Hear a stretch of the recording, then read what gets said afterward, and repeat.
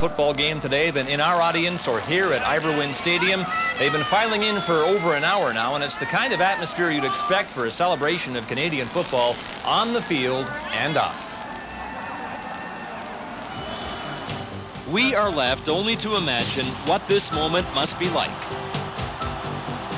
At long last, a chance to fulfill the dream of a lifetime. Just competing is an honor that overwhelms, full of emotion. But to win, to take your place in the history of a game that spans this century, this is a feat only a select few may enjoy. In moments, the 84th Grey Cup game, a defining moment for champions, for those who dare to imagine. There's no game bigger, no time like it. We're here, we're ready. It's cup time, people. The best of Canadian football. Who can wait? Flutie can float them or drive it home himself. Will the legend live on today? Mike's no slowpoke and surely no showboat. He'll let his feet do the talking. This Mike's role is search and destroy. He can make a shambles of any game plan. These guys are cold and calculating. Willie's a force. You can run, but you can't hide.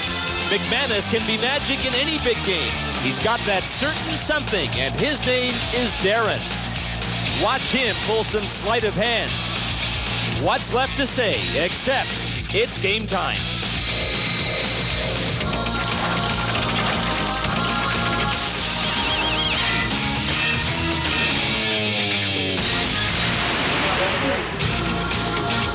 Well, the venue is Iverwin Stadium. Kickoff less than 30 minutes away. The snow continues to fall. The mighty Toronto Argonauts, who cut a huge swath of the CFL this season, versus the Edmonton Eskimos, who got here the traditional way with a rock-solid defense. Welcome back to Iverwin Stadium as we continue with Grey Cup game coverage. And what doesn't this 84th championship matchup have? First and foremost, it's got traditional Grey Cup weather. It also pits two extraordinarily talented brothers against each other. It features the best kick returners in the game. It's a matchup of an expensive team versus the economy model. And perhaps in its simplest terms, it's a rock-solid defense against the CFL's most potent offense. To describe the proceedings today, a former defensive star and a current quarterback, I speak of James Curry and David Archer. They'll be in the booth with Chris Cuthbert, who'll marshal traffic in his first ever Grey Cup call. And here are Chris, James, and Dave.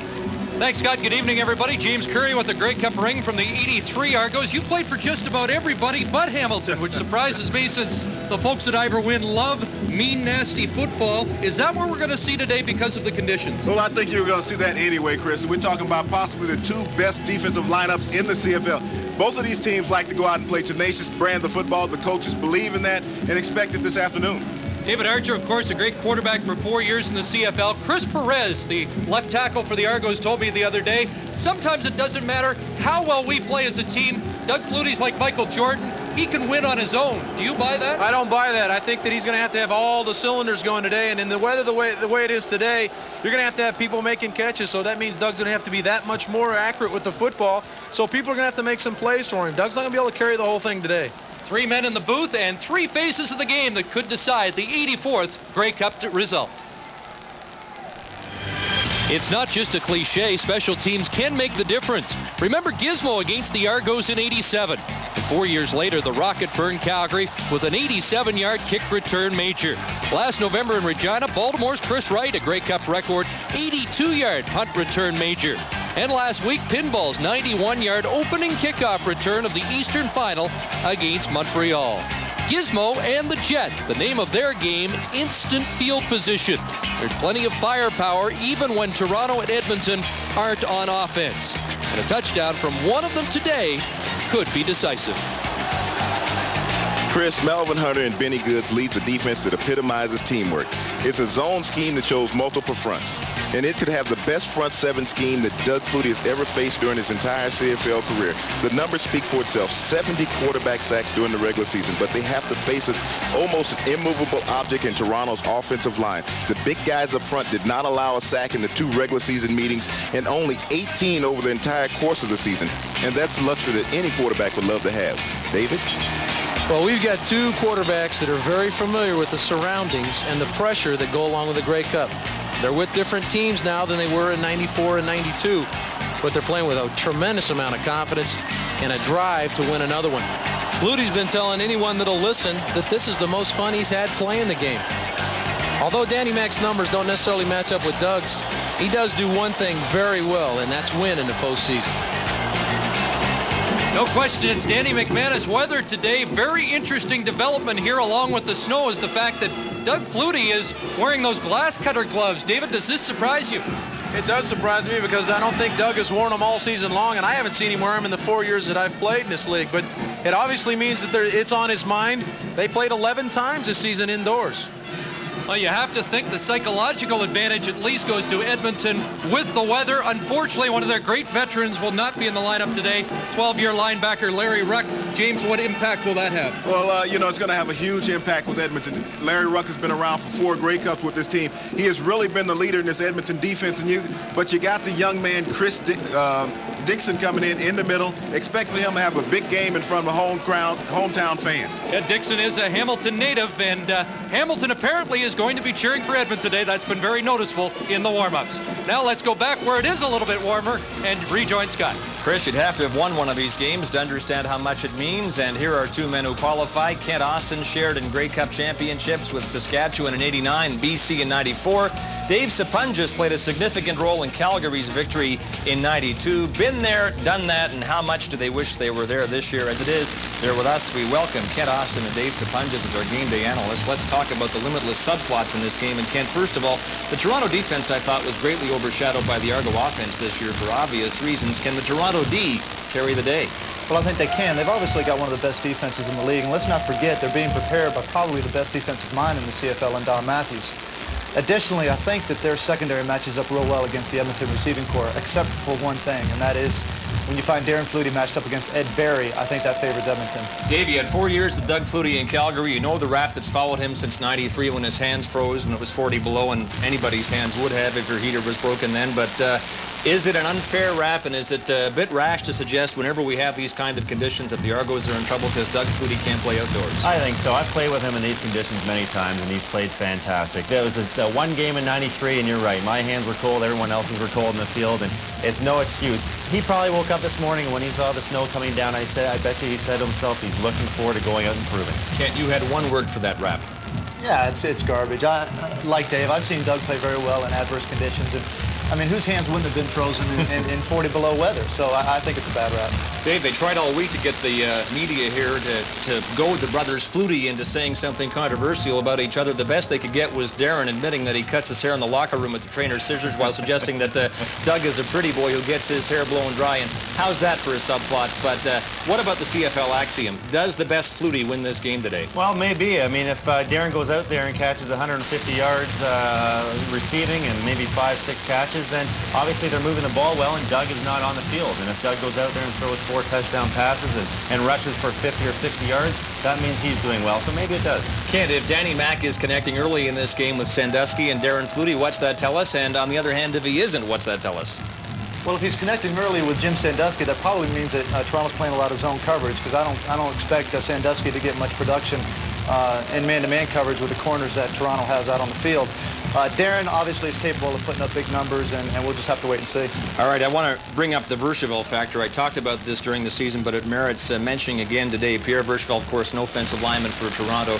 The Argos finished 7-11 a couple of years ago. A day after that, Pierre's wife Debbie gave birth to a 7-pound, 11-ounce son, Samuel. And then this year, when the Argos were 10-2, Debbie gave birth on that day to 10-pound, 2-ounce daughter, Claire. So the question is this: if Debbie Verschavel could give birth today to a 17-pound, 3-ounce baby, would the Argos have this thing won? That's too many numbers for me. I think so. I feel sorry for Debbie. That's true. You guys ponder the Verschavel factor while we talk about the weather. It's going to be more of a factor than originally forecast today. The snow was not expected to accumulate it, but it has been.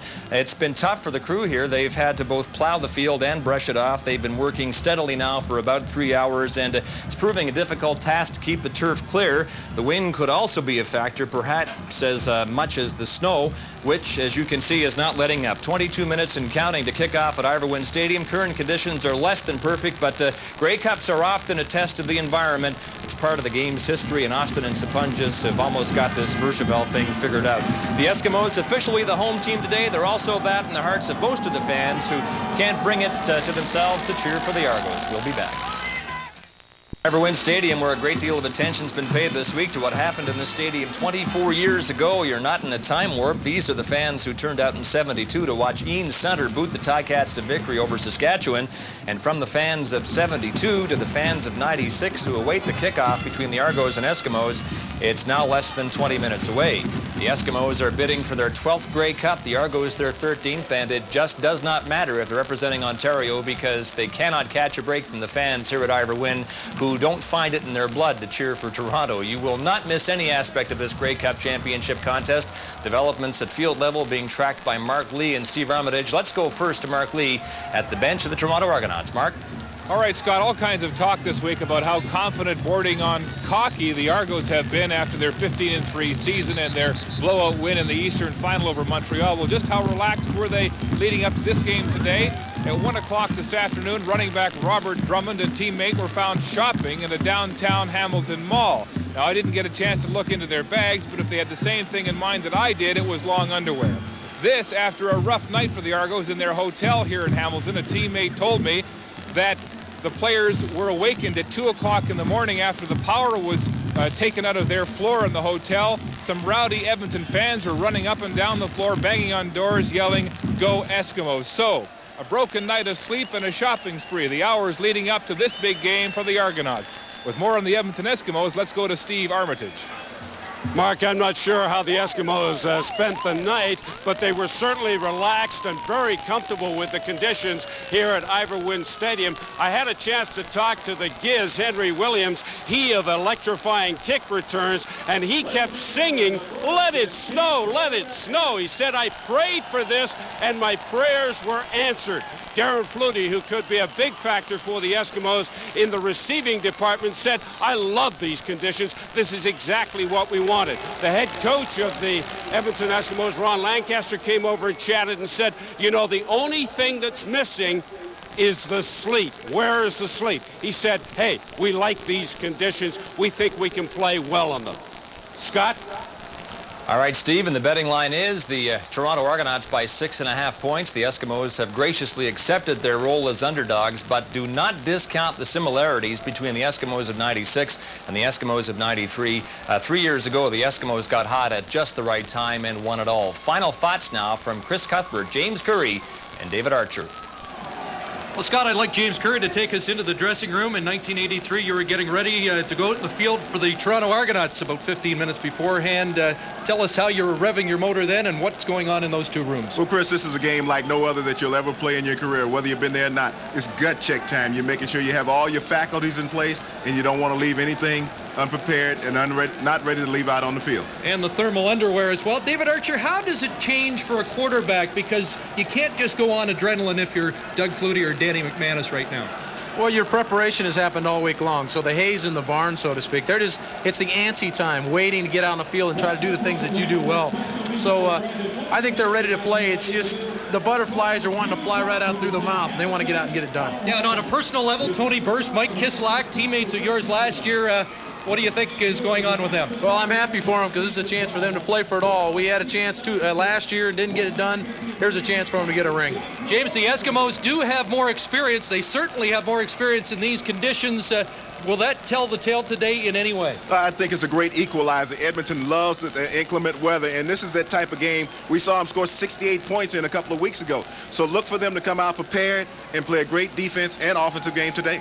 The only thing we know for sure is before the day started, the Toronto Argonauts were 6.5-point favorites, but just about everybody agrees to throw that line out the window right now. And we're going to close the window soon, I hope, and go back downstairs and join Scott.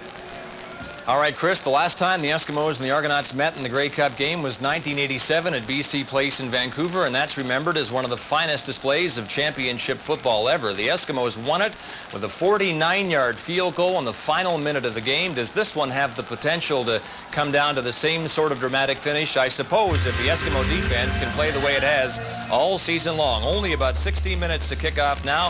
The Eskimos and Argos getting set to take the field at Iverwin Stadium. When we come back, you'll meet the men who firmly believe they can carry their teams to victory in the 84th Grey Cup game. Player introductions are next. There's the view of Iverwin Stadium on Grey Cup Sunday. Eskimos and Argos have been practicing here since midweek, and since about Thursday, I think, they've been itching to play this game. Waiting is often the worst part of it. A chance now to hear once again from our game day analyst, Kent Austin of the Winnipeg Blue Bombers and Dave Sapunjas of the Calgary Stampeders. Kent, the Eskimo offense didn't exactly overpower the Calgary Stampeders in the West Final last week. Did just enough to win. Did overpower you 2 weeks earlier, obviously, in that 68-7 debacle. But can it win playing the same kind of ball that it played against Calgary last week? Can it win that way today? I don't think so. I don't think that you can expect Toronto's offense to only score that few points. If Edmonton's defense comes up and plays big and the snow continues to accumulate on the field, then I think Edmonton's got a better chance because it favors them in the running game. Other than that, I think you can see Toronto score more than 12 points. Dave, you were the most outstanding Canadian in '91. Grey Cup game was played in Winnipeg that year, and you recall well the Argos coming onto the field, holding their helmets up high, celebrating already, and many accused them of being showboats, but they won. Do you see any of that in this Argo team? Oh, for sure. They came out with a lot of attitude in '91. I think you'll see that now, and that's sort of indicative of Don Matthews. He has a lot of confidence, and so do his players. They'll come out with a lot of pride, and they'll show a lot of character because they have a lot of character. All right, the moment is upon us now. Edmonton and Toronto are all set to work it out. We've analyzed this game 8 ways to Sunday, but it's left for the players to settle the issue on the field. And so we're ready to meet the people who will render the decision. Steve Armitage will handle the player introductions. Ladies and gentlemen, girls and boys, we'd like to introduce the players for the 84th Grey Cup game. Beginning with the Western champion Edmonton Eskimos and their starting defensive unit. And in number 46 from the University of Wisconsin, Melvin Hunter.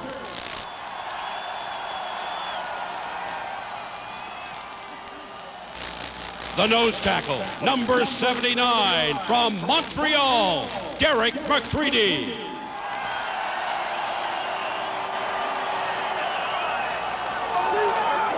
Number 40 at defensive tackle from Alcorn State, Benny Goods.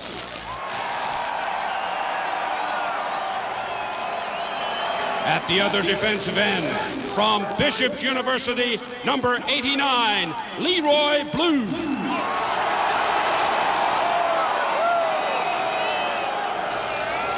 A linebacker from Washington State, number 27, Senor Mobley.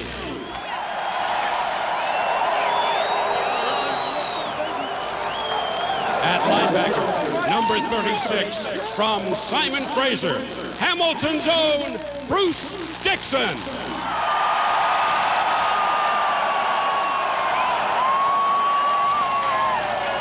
Also at linebacker, from the University of Kansas, number 39, Willie Pless.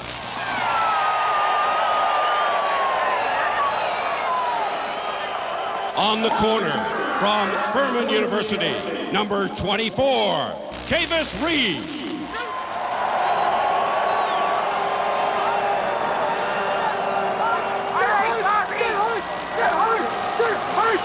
Out of Memphis State, number 26, Glenn Rogers Jr.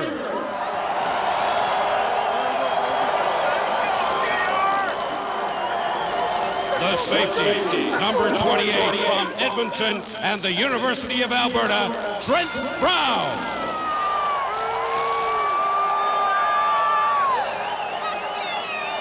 From the University of Colorado, at halfback, number 3, Darian Hagan. And on the other corner from Baylor, number 10, Malcolm Frank.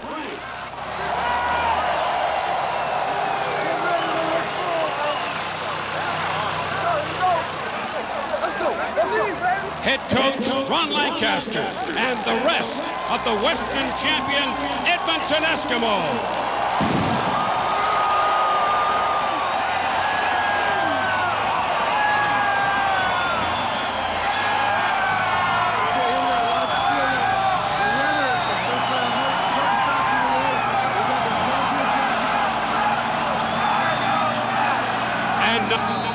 The Eastern champion Toronto Argos and their starting offense.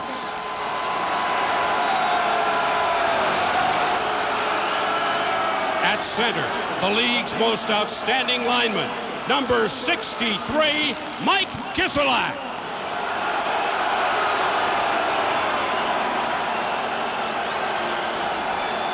Starting at guard, number 58 from the University of Ottawa, Hamilton native Chris Gieskas.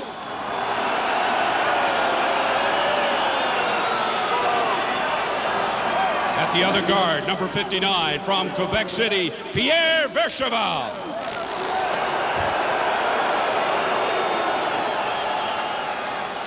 At tackle, number 65 from the University of Calgary, New Westminster's Vic Stevenson.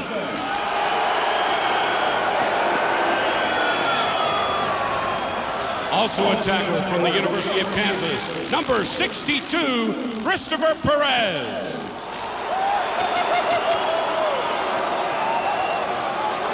Number 28 at running back from Saskatoon, Dwayne Dimitrition.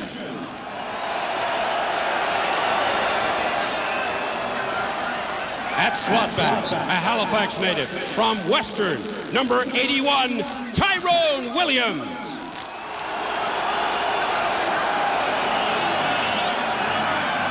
Number 86 at wide receiver from Howard University, Jimmy Cunningham.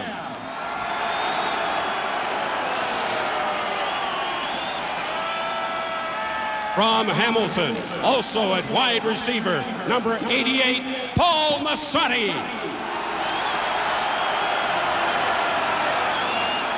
At running back, out of Syracuse, number 29, Robert Drummond.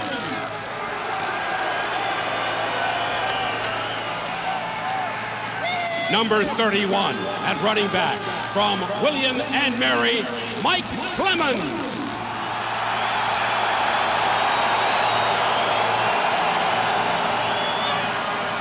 And at quarterback, the CFL's five-time most outstanding player from Boston College, number 2, Doug Flutie.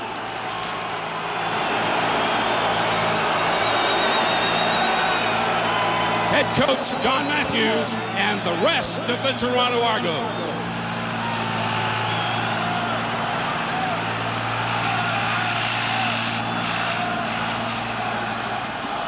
We direct your attention to center field as we welcome today's game officials. The referee from Townsend, Ontario, working his 10th Grey Cup game, number 62, Jake Ireland. From Ottawa, in his 4th Grey Cup, number 67, the umpire, Ross Saunders. Today's head linesman, number 76, also from Ottawa, Ron Artell. The line judge, number 29, from Bloomington, Illinois, his 1st Grey Cup, Doug Rosenbaum. Our side judge, from Goleta, California, number 47, Gary Cavaletto, another Grey Cup rookie. The back judge, number 22, Victoria, BC's Murray Clark, his 1st Grey Cup. And the field judge from the city of Hamilton, number 54, Alan McColman, working his 7th Grey Cup game. The alternate referee is Ken Lazaruk, and the alternate official is Don Carmichael.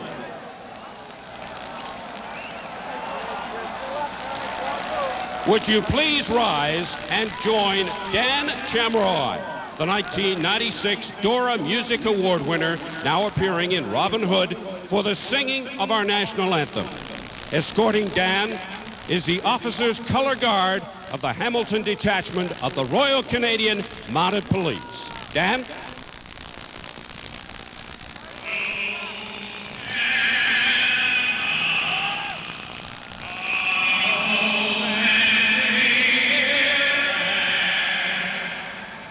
Through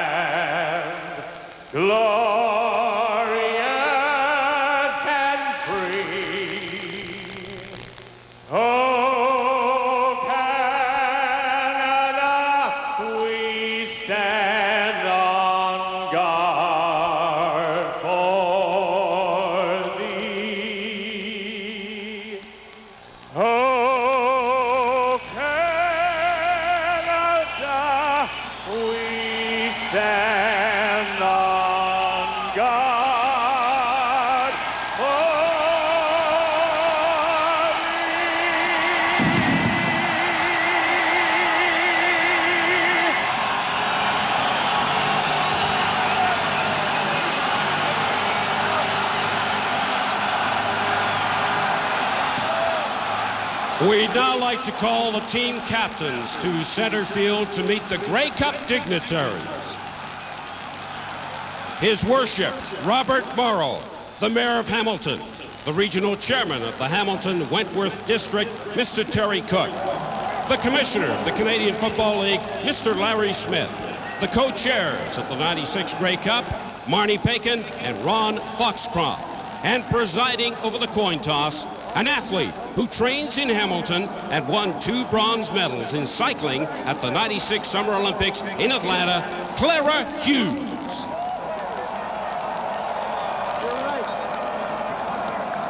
And now for the coin toss, here's referee Jake Ireland. Jake? Gentlemen, there's the head. There's the tail. Toronto, you're going to call it in the air, and I'm going to let it land on the ground. Heads is called. It is a tail. Edmonton, you have won the toss. You'll defer to the second half. Toronto, it's your choice. You'll take the ball? Thank you.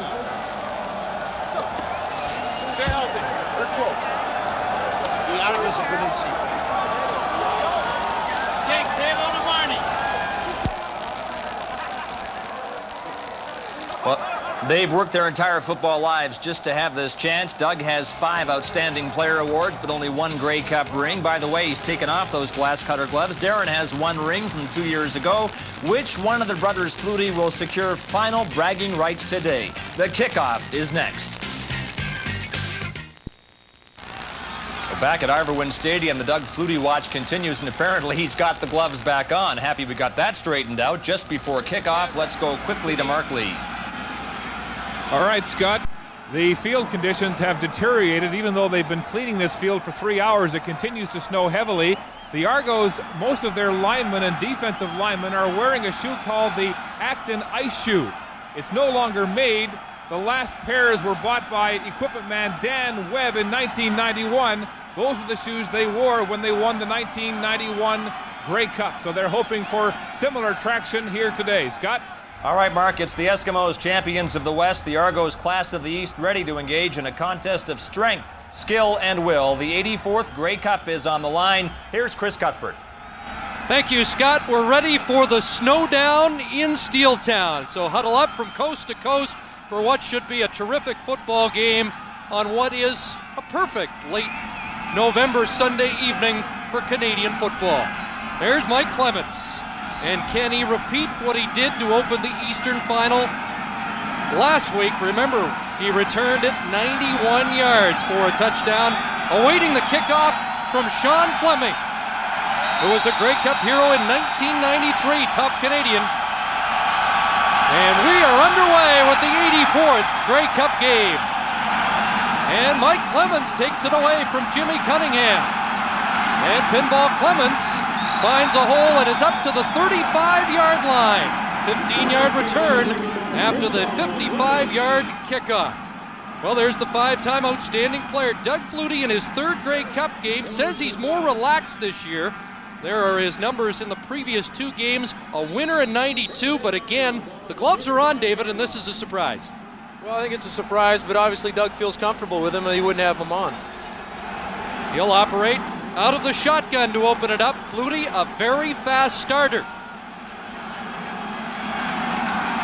And his first pass of the game is dropped by Paul Mazzotti. Mazzotti, the Stony Creek native, who dreamed of playing in a Grey Cup game here in Hamilton for his beloved Tiger Cats as a youngster. Mike Kiselak is the top offensive lineman in the Canadian Football League, and this line allowed just 18 sacks during the year to lead the Canadian Football League.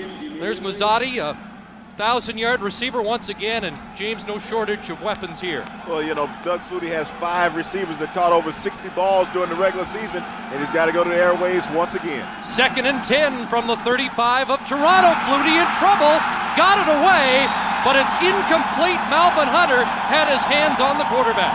You know, we touched on it in the opening. Toronto did not allow a sack against Edmonton this year on their quarterback, but already Malvin Hunter, who was 2nd in the CFL in sacks, put the pressure on Doug Flutie. 14 sacks on the season for Hunter, and he almost gets one on the opening defensive series. They just brought an extra guy into the pass so couldn't pick him up, and Mal comes off clean and sacks Doug Flutie. Here's the punt from Vanderjagt. Henry Williams straight up across the 45 to the 46-yard line. 35-yard punt by Mike Vanderjagt. And Gizmo with a 7-yard return. Michael O'Shea, first man downfield to meet him. Well, here comes Danny McManus, his first Grey Cup start, despite the fact he has 2 Grey Cup rings. Well, Danny McManus had been a backup in Winnipeg and in BC, but he came off that memorable win in BC in '94 when Pasaglia kicked that last-second field goal. Great track record on a snowy track. And from the 47, Eskimos first down. Pitch screen, they go to Eddie Brown. And Brown across the 50-yard line, and he's tossed out of bounds by Donald Smith at the 52, a 5-yard pickup for McManus. And we'll set the offense for you for the Eskimos. Rod Conop is their great veteran. 3 Grey Cup rings, and he was wearing them this week to try and inspire his teammates. And David, important to get Darren Flutie in the game early, but especially important, you played with Eddie Brown. He likes the ball early too. Very important to get Eddie Brown in the game. It gets him in the flow, gets his mind on what's going on, and really focus. This is something Ronnie asks his son every day. He says, when are we getting Eddie Brown in the game plan? Already involved. 2nd and 5 for Edmonton. They go to the wide side of the field. There's Darren Flutie. So back-to-back completions for Danny McManus, and a 16-yard gain to the other Flutie. The Eskimos serenaded him on the bus ride home to Calgary, calling him the good Flutie. Here's the defense. They'll go up against Demetrius Maxey, outstanding in the Eastern Final, a couple of sacks. Great in the Grey Cup for Baltimore last year. Donnie Wilson has 3 Grey Cup rings. He's won Grey Cups for either of these 2 teams. And Ed Barry had a interception for a touchdown in the 91 Grey Cup for the Toronto Argonauts. Here's Eric Blunt trying to get outside.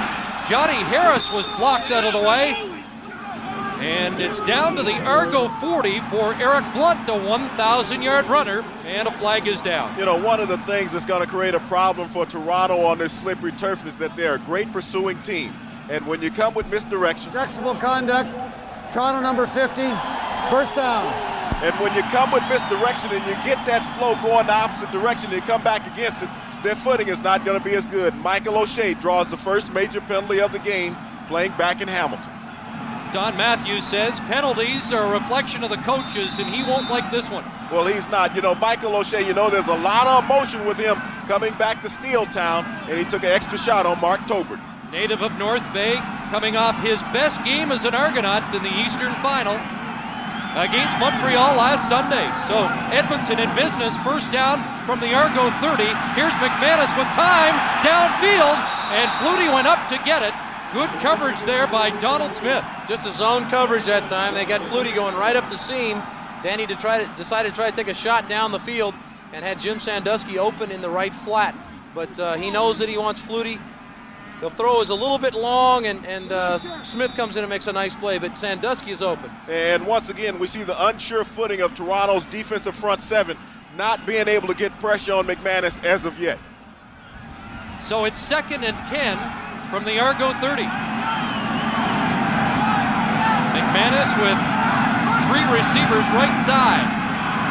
Has time, and there was miscommunication there as Darren Flutie hooked up, and McManus thought he was going to have the flat pattern. Well, these are some of the problems that go on when you got option routes on. This time he hooks up. He expected him to go to the flat, and a lot of times that's what happens. One of the things, they have to find a more consistent ground game. When you have weather like this is where Eric Blunt and Tony Burse are going to have to get some extra work this afternoon. They can't just rely on their passing attack. Well, Sean Fleming was terrific in the 93 Grey Cup game. Outstanding last week. 5 for 6 against Calgary. And he'll have to contend with the winds that are blowing across and into the face of Fleming. This from 37 yards out. And Fleming has missed it to the right. And it'll be brought out. This is Jimmy Cunningham. And Cunningham stopped at the 19-yard line. So the first opportunity to score goes by the boards for Edmonton as Cunningham brings it out 23 yards. Darren Flutie getting attention on the bench, and he took that enormous hit from Anthony McClanahan last week in the Western Final, and even a couple of days ago said he still felt nauseous and a little uncertain, was hearing bells in his ears. Well, he went high for one of the McManus's passes close to the goal line, and he was slammed down hard to the turf by Smith, and he's getting checked by the team's physician. At the 19-yard line, Argos, first down, there's a high shotgun snap. Flutie down on it, slides into the end zone. Is it a safety? Yes. Doug Flutie recovers the ball. They're ruling he was touched in the end zone. The momentum took it in for the 2 points.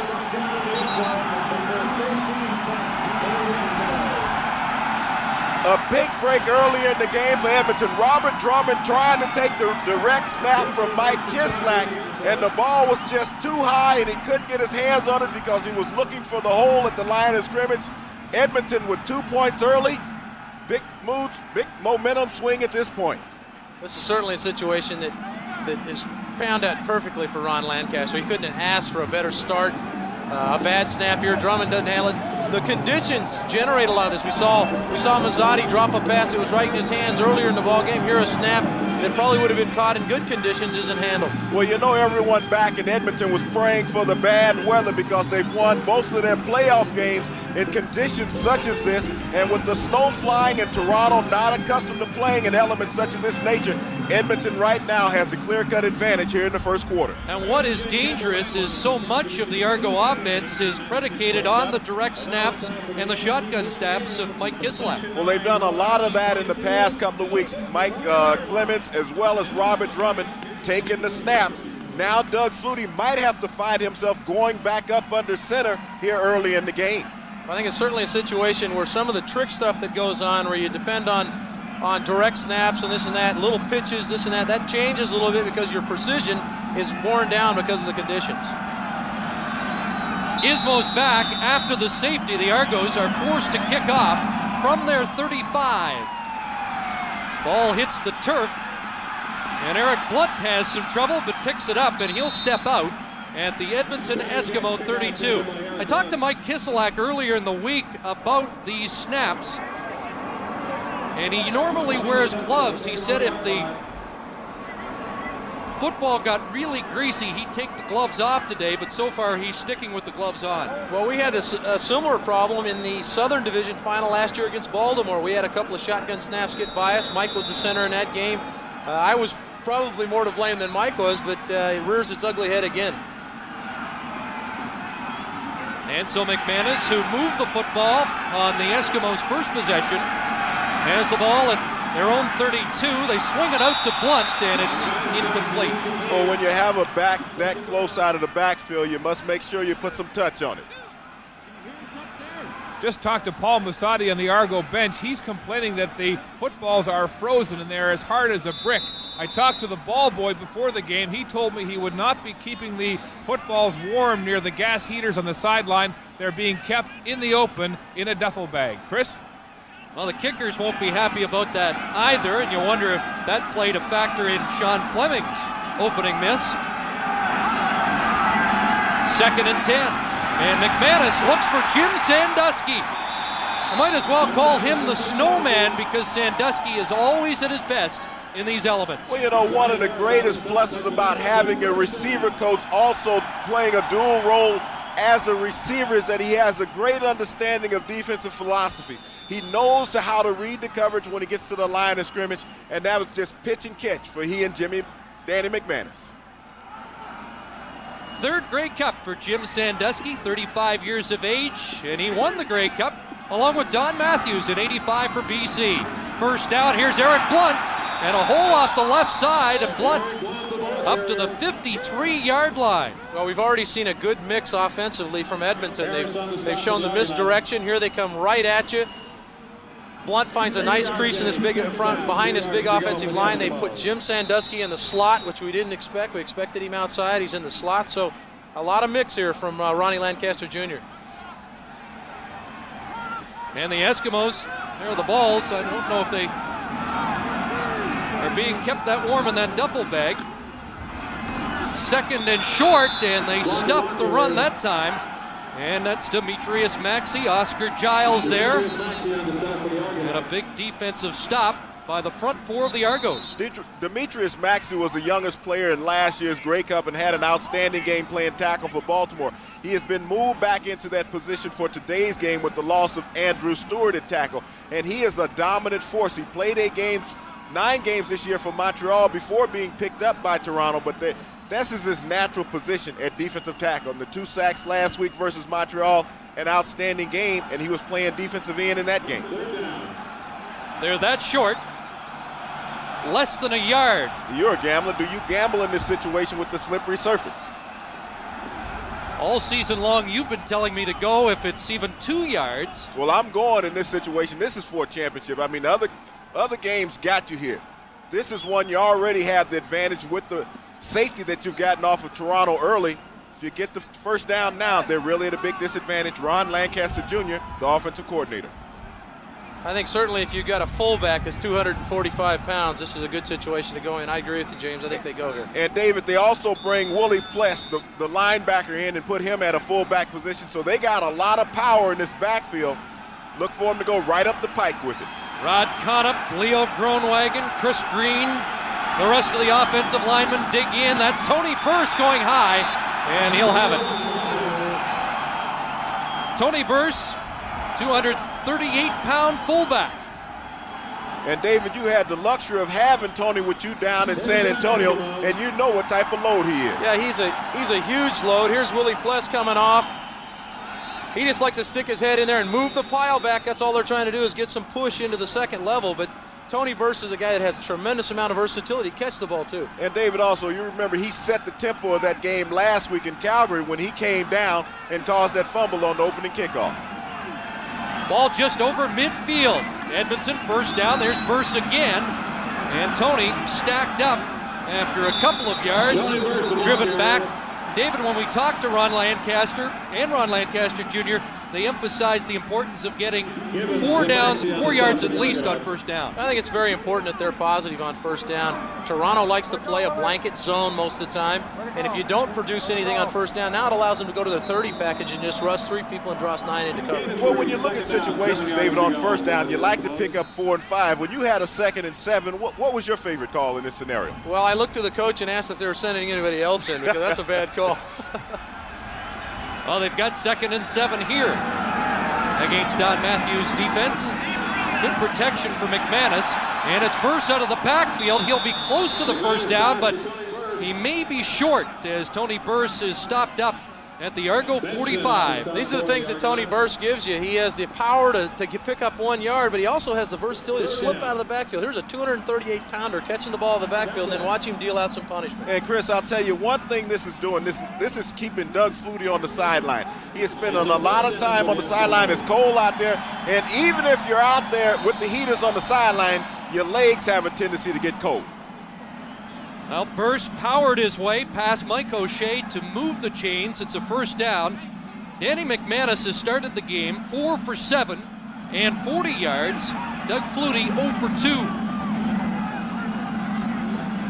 2. First down, Edmonton. McManus steps up, looks deep. Sandusky up for it and can't make the one-handed catch as he was tangled up with Donald Smith. Toronto came with something we expected. Bill Bradley, the defensive coordinator for the Argos, had told us that they wanted to do was try to mix up their looks. Here they come with a blitz to the outside from the. Here's Jim Sandusky trying to come back and make a play that's underthrown and almost comes up with a great catch. But they come with a blitz from the halfback, the strong side of the field. The tackle recognizes it, drops, and picks up the guy as Givens drops into coverage.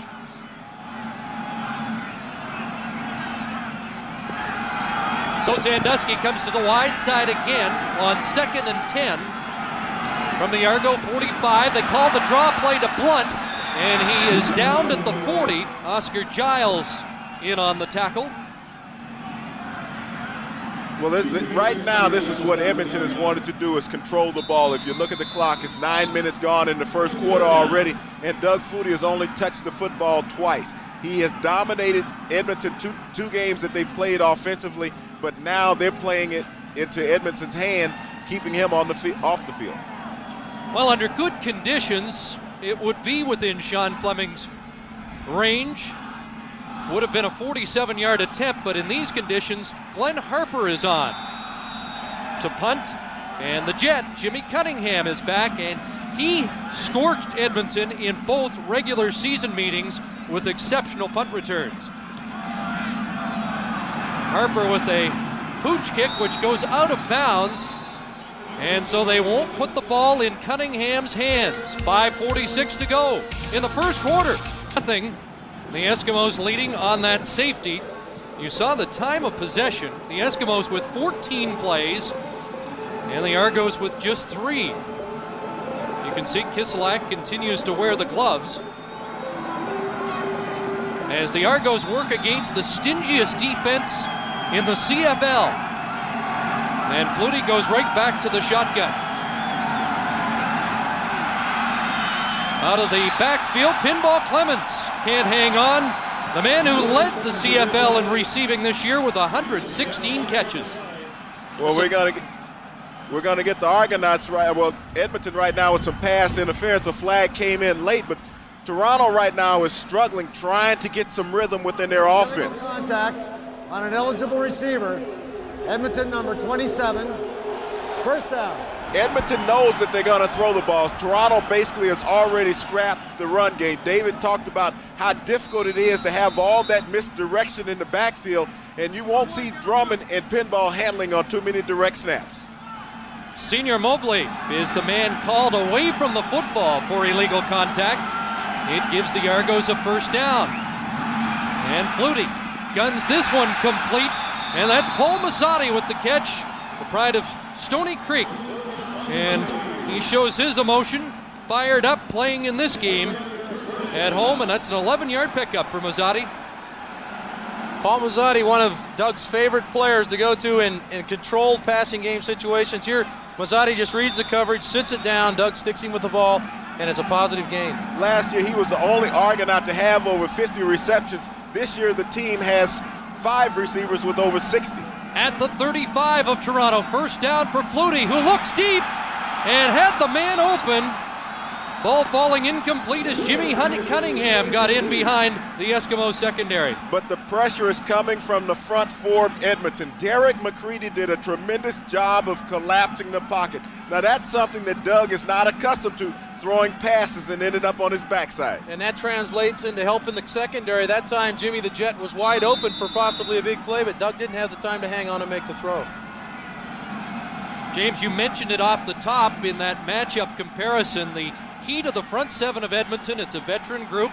Most of them have been together for the last 4 years. And they had 70 sacks on the year. There's early movement. This time McCready a little anxious. Let's find out if he was drawn offside. Well, I think Chris Giaskis might have bobbed a little bit, and that's what McCready was looking at, but looks like Edmonton is going to be moving backward. Outside, Edmonton number 79, still second down. Now this is the biggest game of his career. He spent a lot of time in this league. As you see him right there moving a little bit, and he was the one that did jump off sides, but Derek McCready is very anxious. We talked about the early game jitters, and he has a lot of them. So McCready checks out on this play. It's 2nd and 5 with 4:08 remaining in the first quarter. 2-0 Eskimos. Flutie, heat from Errol Martin, gets outside and throws downfield and completes the pass.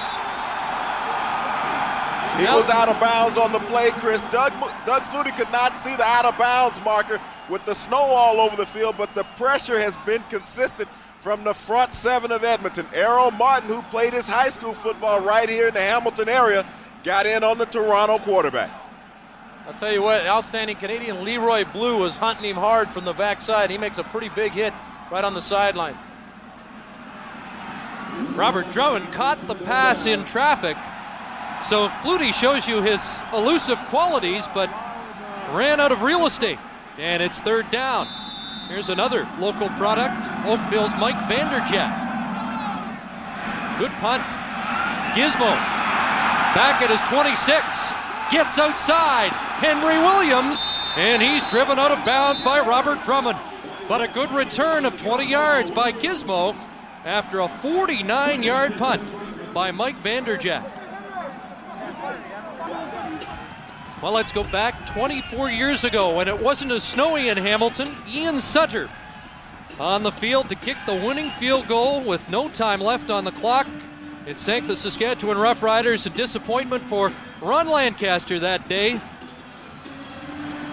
He had won a Grey Cup in '66 as a player, in 1960 with Ottawa, and 3 years ago as a head coach, and now with his son as the offensive coordinator here. And Ron Lancaster Jr. had an interesting statement the other day. He said, you know, I never realized how smart my dad was until we started to work together. Didn't know how much of the game he knew, all facets, special teams, defense, as well as his great quarterbacking knowledge. First down, Edmonton with the football. McManus going up top for Eddie Brown. What a catch! Eddie Brown! Touchdown, Edmonton!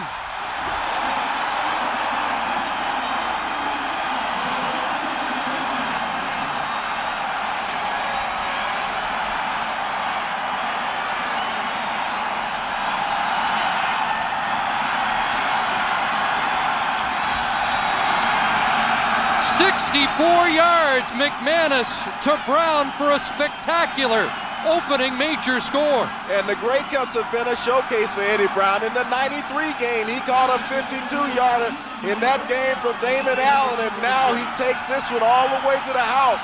But the offensive line gave Danny Mack the time, and Eddie Brown on just a go route.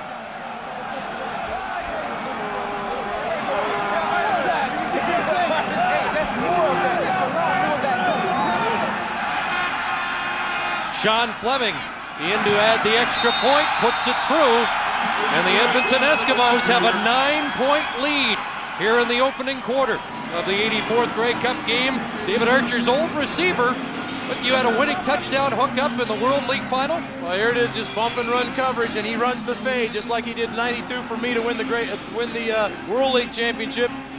Juggles the ball. Look at the great catch. I mean, Eddie Brown's tremendous concentration in bad conditions, and this is the big play guy they needed to get involved. And you think about it, Eddie has been somewhat invisible during the first two playoff games that Edmonton had played, and some people started to think that he wasn't an inclement weather player, but when it's all on the line and the big game is there, he comes up with the biggest catch of the game thus far. He must have been involved in some of those hacky sack games because he was pretty good with the feet here too. Well, you talk about all-out effort using every extremity of the body to get it. He went out and brought it in, and Danny McManus, so that's the key. You got to put it out, David, where a receiver can run underneath the ball. You got to put it through that drop zone. You're exactly right. He kept the ball on the field, allowed Eddie to come back inside and make the play. Not bad coverage there from Smith either. Just a great play by Eddie Brown. Downtown Eddie Brown with the opening major score. He was third in the CFL in receiving during the regular season. 70 catches, 1,325 yards. Danny McManus over there getting congratulations. You know, he shoulders so much of the burden of this team when it's struggling. Sean Fleming kicks it off. It'll be pinball from his 25. Goes to the wide side of the field. Eskimos stringing it out. And don't give him a lane. Trent Brown, the safety, was the final man to force him out of touch. Downtown Eddie Brown, I'll look at him over there on the bench, keeping his composure, but the 64-yard reception for the touchdown. He had 114 yards receiving in 1993, but no catch has ever been bigger than that for Eddie Brown in his CFL career. I tell you, people overlook this guy. You know, he had over 1,300 yards receiving this year. He was an all-star, I think, for the first time in his career. He felt like he'd been overlooked many times. He comes up with a big one. Here's Flutie going to work, swings it out, puts it into the hands of the explosive Jimmy Cunningham. And Cunningham is up to the Argo 50. Kavis Reed, the cornerback, touched him down, 16-yard gain for the Jet. You know, as the season went on, they had to find a new way to get the ball in Jimmy Cunningham's hands. They moved him from wide out into the slot to get him closer to Doug Flutie, because once he gets his hands on the ball, he's ever so dangerous.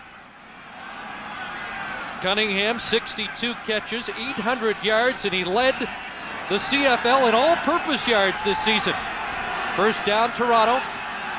And Flutie goes wide side of the field and delivered the football high and incomplete. Dwayne Dimitrition the University of Saskatchewan product was the intended receiver. Well, the situation here is Edmonton splitting the field. They're playing 4-on-3 on both sides of the field. That time, Dimitrišian should have stayed out wide. That's what Doug was telling him, is he wanted him to stay wide, stretch that coverage so he has to throw to the outside. Under 2 minutes to play, first quarter of the Grey Cup game, and it's Edmonton 9, Toronto no score. Flutie faces 2nd and 10 from the Argo 50. Here comes the rush, and Doug will take off. First time today, first down Toronto, as Flutie uses that extra option he has, a 14-yard pickup.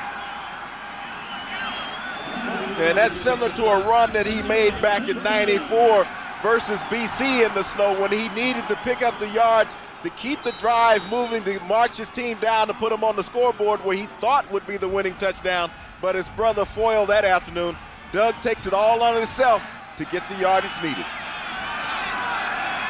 756 yards rushing during the regular season. First down, Flutie, better time, working deep.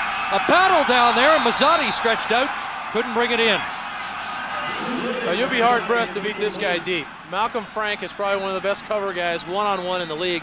He squats, which meaning he sits down at 10 yards, he bumps you off, he pesters receivers, and it's really difficult. He funnels the receiver out of bounds here, which is what he does so well on the deep route. You know, and one of the things about Malcolm Frank, that is no receiver this season has caught more than 3 balls on him in any football game. Doug Flutie, 2 for 7, 28 yards, and wearing gloves for the first time this season. Here's that little shovel pass inside. They give it to Cunningham, and he found a crease and should have a first down as he slides inside the 35. Jed Roberts, who comes in the defensive rotation for the Eskimos, made the tackle. Well, James had already talked about the importance of getting the ball in Cunningham's hands. He's the version of Eddie Brown for Toronto, and here he gets the pitch inside, gets some good blocking, and wisely gets on the ground, gets what he can get down. David, another thing you get with Cunningham and Clemens, you got 2 guys with very low center of gravity, so their feet really don't come that high off the ground, so their footing is better than most players. Argos threatening for the first time today. This should be the final play of the first quarter from the 35. Flutie dumps it off. Here's Clements. Pinball Clements. And he's caught by Willie Pless, but not before he gets to the 15. A 20-yard pass and run play from Flutie to Clements as the Argos are slowly getting their offense on track. And that is the opening 15 minutes of football in the 84th Grey Cup game. At Iverwin Stadium, the Argonauts threatening to start the second quarter of play. Let's go quickly to Steve Armitage. And Scott, they have got the carpet cleaner on the artificial turf here at Iverwin. One of the big problems for both quarterbacks is trying to find the out-of-bounds line. It is white, of course, and it's covered in snow, so the carpet cleaner is going to get an extra workout here because it is snowing harder than it was at the start of the game. Scott? All right, Steve, thank you very much. Dave Sapuntis, one of our game day analysts. Dave, this drive by Toronto has been all on the ground. It's working great for them. It absolutely is. Edmonton's actually done a good job trying to take away the short passes and forcing Doug to throw the long ball, which hasn't been all that successful. But Toronto is moving the ball fairly well with a couple of drives, a couple of run plays, giving 2 to Cunningham and then allowing Flutie to run for another first down. Chris, the Toronto offense looks to be in gear. Starting to play Flutie ball late in that first quarter after a slow start. But when you see the ball in Cunningham's hands and Clemens' hands, that's a good sign for the Argos. Yeah, he does a good job of distributing the ball to everybody, and he has to get everybody involved to win this game. But this is the point on the field that Doug becomes even more dangerous. This is where he likes to take the ball on himself and try to run with it. This is where his quarterback draw could come into play right here. Well, the Edmonton Eskimos dominate the opening 15 minutes. Here's Pinball Clements, who made that last catch. Earlier this year, I asked Don Matthews about Pinball Clements and whether or not he was worried about finding a spot for him in the Argos offense after a rough season last year. He said when he talked to Bob Nicholson about the job, he asked Nicholson whether he had the authority to cut Mike Clements.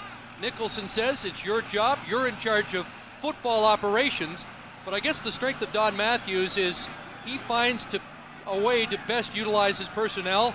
And instead of cutting Mike Clemens, which would have been a public relations nightmare, he found a job for Pinball Clemens, catching 116 balls this year. Well, I know 8 other teams would have picked up Pinball Clemens had he become available, and I would have been one of the first guys in line trying to get him in Ottawa. Well, it took about 5 games for him to really mesh him into the offense this year. You know, he struggled between receiver and running back. He didn't make an all-star team this year, but he was probably the most valuable player to his team beyond Doug Flutie, and he also won the Tom Pate Award this season for most outstanding player by the Players Association for what he contributes through his team and the community. You know, I was talking to Ken Austin earlier, who's down in our booth with Scott and Dave Sapungis, and he was saying that they should have created a position to get him on the All-Star team because he has that kind of season. He should have been on the team. It was a huge injustice. I mean, you put him on there just as an honorary member or whatever, but Pinball Clemens deserved to be on the All-Star team. He has always displayed great leadership and great teamwork. All I know is the media guys felt a little better when the players didn't vote him to their team either, but it was the greatest season anybody's ever had in the CFL without All-Star recognition. Still delayed here as they continue to clean the sidelines. You know, Doug Flutie calls Pinball Clemens his sponge, because they run a lot of similar routes. Well, I think that's true. I think Dave would concur to that. Maybe we can get Dave to mention that, but I think a lot of the routes probably bring back a lot of memories for Dave Sapungis and Doug Flutie hooking up in Calgary. All right, we're ready to go. Second quarter underway. It's 1st and 10 Argos from the Eskimo 15. Pressure on Flutie, who steps up, swings it off to the right side. And this is Clemens, and he's forced out of touch by Willie Pless. And I tell you, that was a very dangerous play by Doug Flutie. There was a holding call, but he also threw a lateral on that play. Mike Clemens was actually behind his quarterback in poor conditions like this. If that ball had slipped out and Edmonton recovered, there was no one to stop him. Mike Clemens, though, with great hands, pulls it in. Well, this is a situation where they had the quick screen to Clemens, just trying to get him the ball quickly. Holding. Toronto number 62. Repeat first down. And Pinball picks up some yardage, but they get the penalty. Chris Perez, an outstanding left offensive tackle, but Malvin Hunter, a tremendous pass rusher, putting a lot of pressure on Flutie early, and he had to hold to keep him off his quarterback. Chris Perez out of the same school, Kansas, as the great Willie Pless. 1st and 20 from the 25. And here's Derek McCready, and he got to Flutie.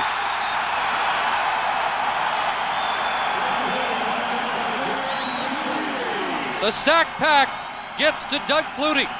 You talk about a player wanting a game, Derek McCready. Desire. He's had a career that has been plagued by injuries in BC and in Ottawa. He found himself a home in Edmonton this season, playing on the natural grass. He felt at the end of the season this was as healthy as he's ever been in his career, and you can see he still has some explosion left in those legs. 5-yard loss. 2nd and 25, Toronto. The ball now back at the 30. Flutie gets it away, and Clemens can't hang on. And it'll be 3rd down. And in these conditions, it's no gimme as far as field goal range is concerned. It's going to be unsure footing for Mike Vanderjet. Well, the coverages that they're playing is just a combination coverage on both sides of the field, and Calgary's trying to flood those coverages and put somebody in each hole. Here, Pinball's the only guy that's open, is the guy in the flat, and Pinball doesn't make the play. Mike Vanderjagt's longest field goal of the year is 51 yards. I asked him about the footing and the conditions on the field today and how that might affect his range. He says it'll take about 5 yards off his best kick, and that he won't plant his hard with his plant foot on the surface of the snow and artificial turf as you see him look for a spot to make the kick. Chris? Well, Vanderjagt is surveying a 37-yard attempt. You know, what I like from the officials right here is that they are allowing him time to clear off the ice off the field because the grounds crew has not been able to keep the field clean enough. That's a great move by the officials.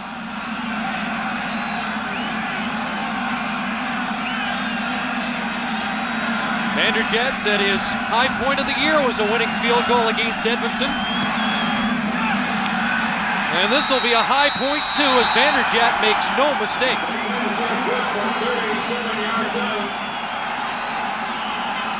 The Oakville native has the Argos on the board.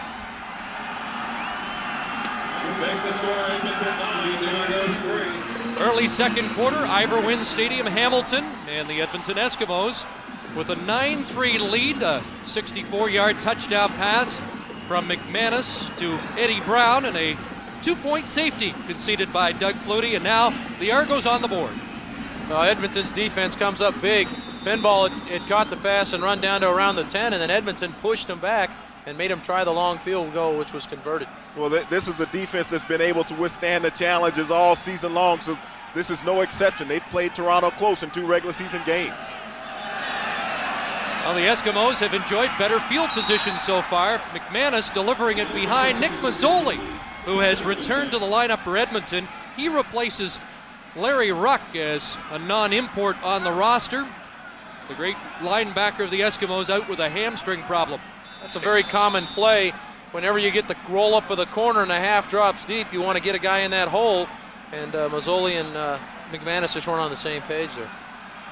Now there's North Bay's Mike O'Shea digging in as the Eskimos are 2nd and 10 from the 35. Over the middle, there's Mazzoli, and he's wrapped up at the 42.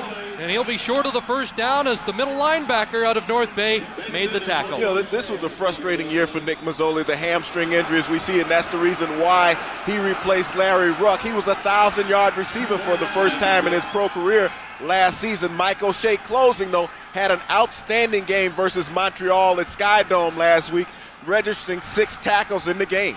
Well, that's the problem with not being positive on first down. Now it allows Toronto to play the blanket zone, drop off, let him complete the ball underneath, come up, make the tackle as O'Shea did there.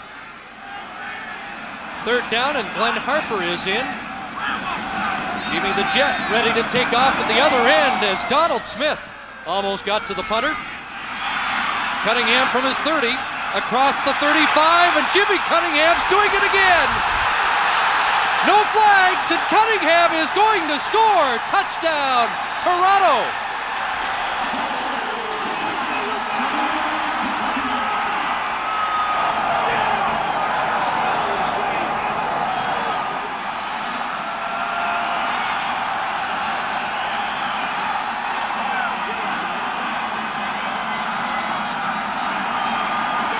Well, we talked about it at the outset. Special teams, both clubs have explosive kick returners, and Jimmy Cunningham has scorched Edmonton again. And I'll tell you, the key to that play was bringing it right up the middle of the field. You talked about the little guys going straight and keeping that low center of gravity. Watch Donald Smith as he closes on Glenn Harper.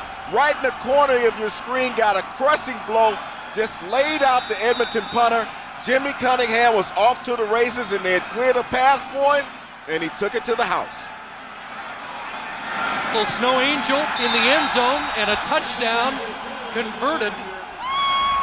And the Toronto Argonauts have their first lead of the evening.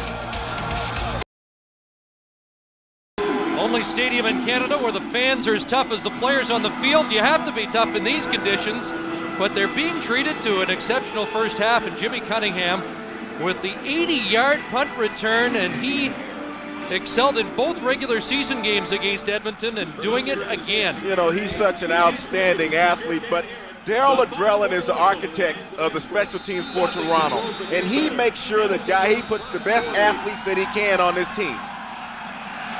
Short kick on the turf, and now Gizmo. And he is nailed by Michael O'Shea at the 32-yard line. So Jimmy Cunningham is going into the record books, not with the longest, but the second longest punt return in CFL history. You know, I was talking with Jimmy Cunningham. He idolizes Terry Metcalf. Terry Metcalf plays with the Baltimore Ravens of the NFL. His dad, Terry Metcalf, played in Toronto. But watch this tremendous block that you're going to get by Donald Smith. This is what you have to do when you play on special teams. You have to hustle all the way through. It's going to be on the left part of your screen. Glenn Harper never sees this knockout shot freeze it right there. First down, Edmonton. Eric Blunt, and he is met by a swarm of Argonauts. Rob Waldrop in the middle of it. And so Blunt unable to get positive yardage. Glenn Harper shaking away the cobwebs after taking the big hit. Here's the Harper shot right in the middle of your screen. He never saw him coming. Textbook blocked by Donald Smith. Darryl Adrellin said he has the luxury that no other coach on this coaching staff has, is that he has 36 players to pick from when he's choosing his team, and everyone else only has 16. Just past the 4-minute mark of the second quarter.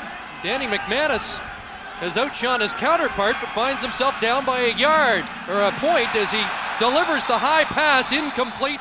Donald Smith knocked the ball out of the grasp of Nick Mazzoli. Once again, this is a result of a negative play on first down. They have to be very positive on first down, keep themselves in the second median situation so they know they're going to get man. Here, it's a blanket zone, and he has to force the football downfield. Mazzoli almost makes a great catch. Now, David, when you get in situations like this and you got the bad weather, what would be a perfect play to call on first down? Well, I think you go to the short passes. You try to get the running game. If the running game's bogging down, then you go to some short passes. Get your running backs involved. Dump the ball off your running backs. Keep some people coming in underneath. Throw the underneath routes. Keep yourself in a second medium situation. Throw the ball on first down. Jet ready again.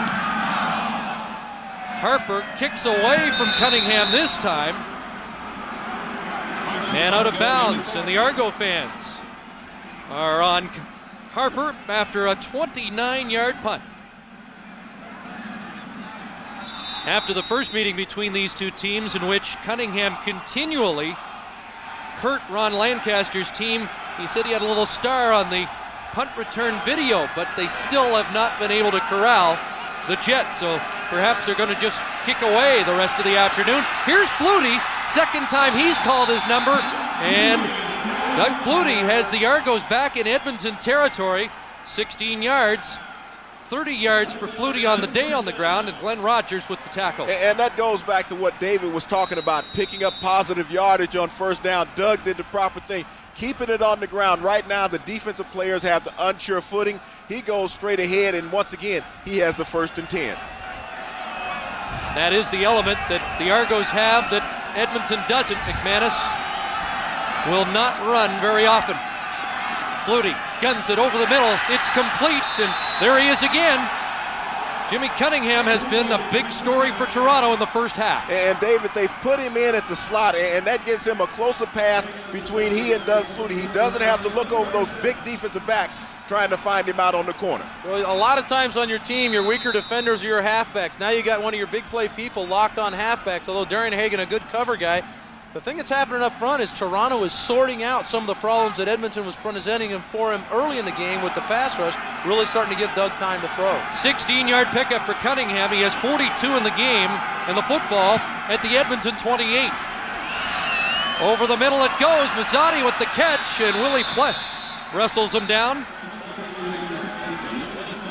The crossing routes have always been a mainstay of this Argo offense, and what they're doing is that they have the wideouts running off the corners and the halfbacks, and they're bringing the wideout underneath, and that's what Mazzotti did. After the clear out had come, the linebackers had gone in their drop. He was wide open. Yeah, I think Mazzotti is a guy that you would like doing that because he understands coverage extremely well, finds the open area, and gets there. And you see his numbers. For the 3rd consecutive year, he's had over 1,000 yards receiving. 3 on the pickup for Mazzotti in his 9th year with the Argos. 2nd and 7. Rush on. Flutie slings that one. Sidearm. Was looking for Tyrone Williams. First time he's called Williams' number today, but it's incomplete. But Tyrone Williams only had 1 reception last week in the game versus Montreal. He had 60 on the regular season. Really the first full season that Tyrone Williams has played since he left Western Ontario in 1991, and it was a good season. He had 800 yards in reception yardage. Old teammate of Dave Sapunjas at the University of Western Ontario, and now they clear some snow and try and improve the footing for Mike Vanderjagt. You know, Tyrone Williams also playing in his 2nd consecutive Grey Cup. He played last year with Calgary and hoping to get a ring here this year with Toronto. This is a 32-yard attempt for Vanderjagt, and he's got that one. So Mike Vanderjagt is 2 for 2 with family and friends looking on, and with 7:51 to play in the first half at Ivor Wynn. Welcome back to Ivor Wynn. Chris Cuthbert with James Curry and David Archer. Nice of the guys downstairs in the heated truck to let us wear our coats for this. It looks like the Argo offense is heating up. Well, they're starting to hit on all cylinders. Doug Flutie is just a marvelous quarterback, and operating in field conditions like this, he's averaged 33 points a game during his playoff career, so he knows how to play in inclement weather. 13-9 Toronto.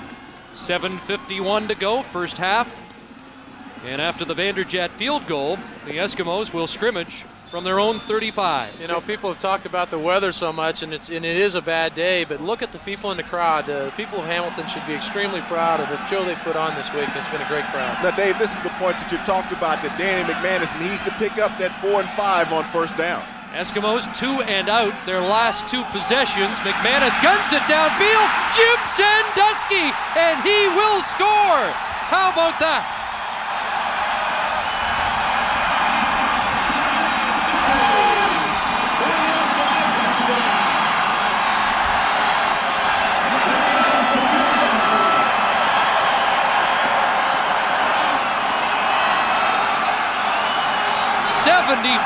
Yards for 35-year-old Jim Sandusky.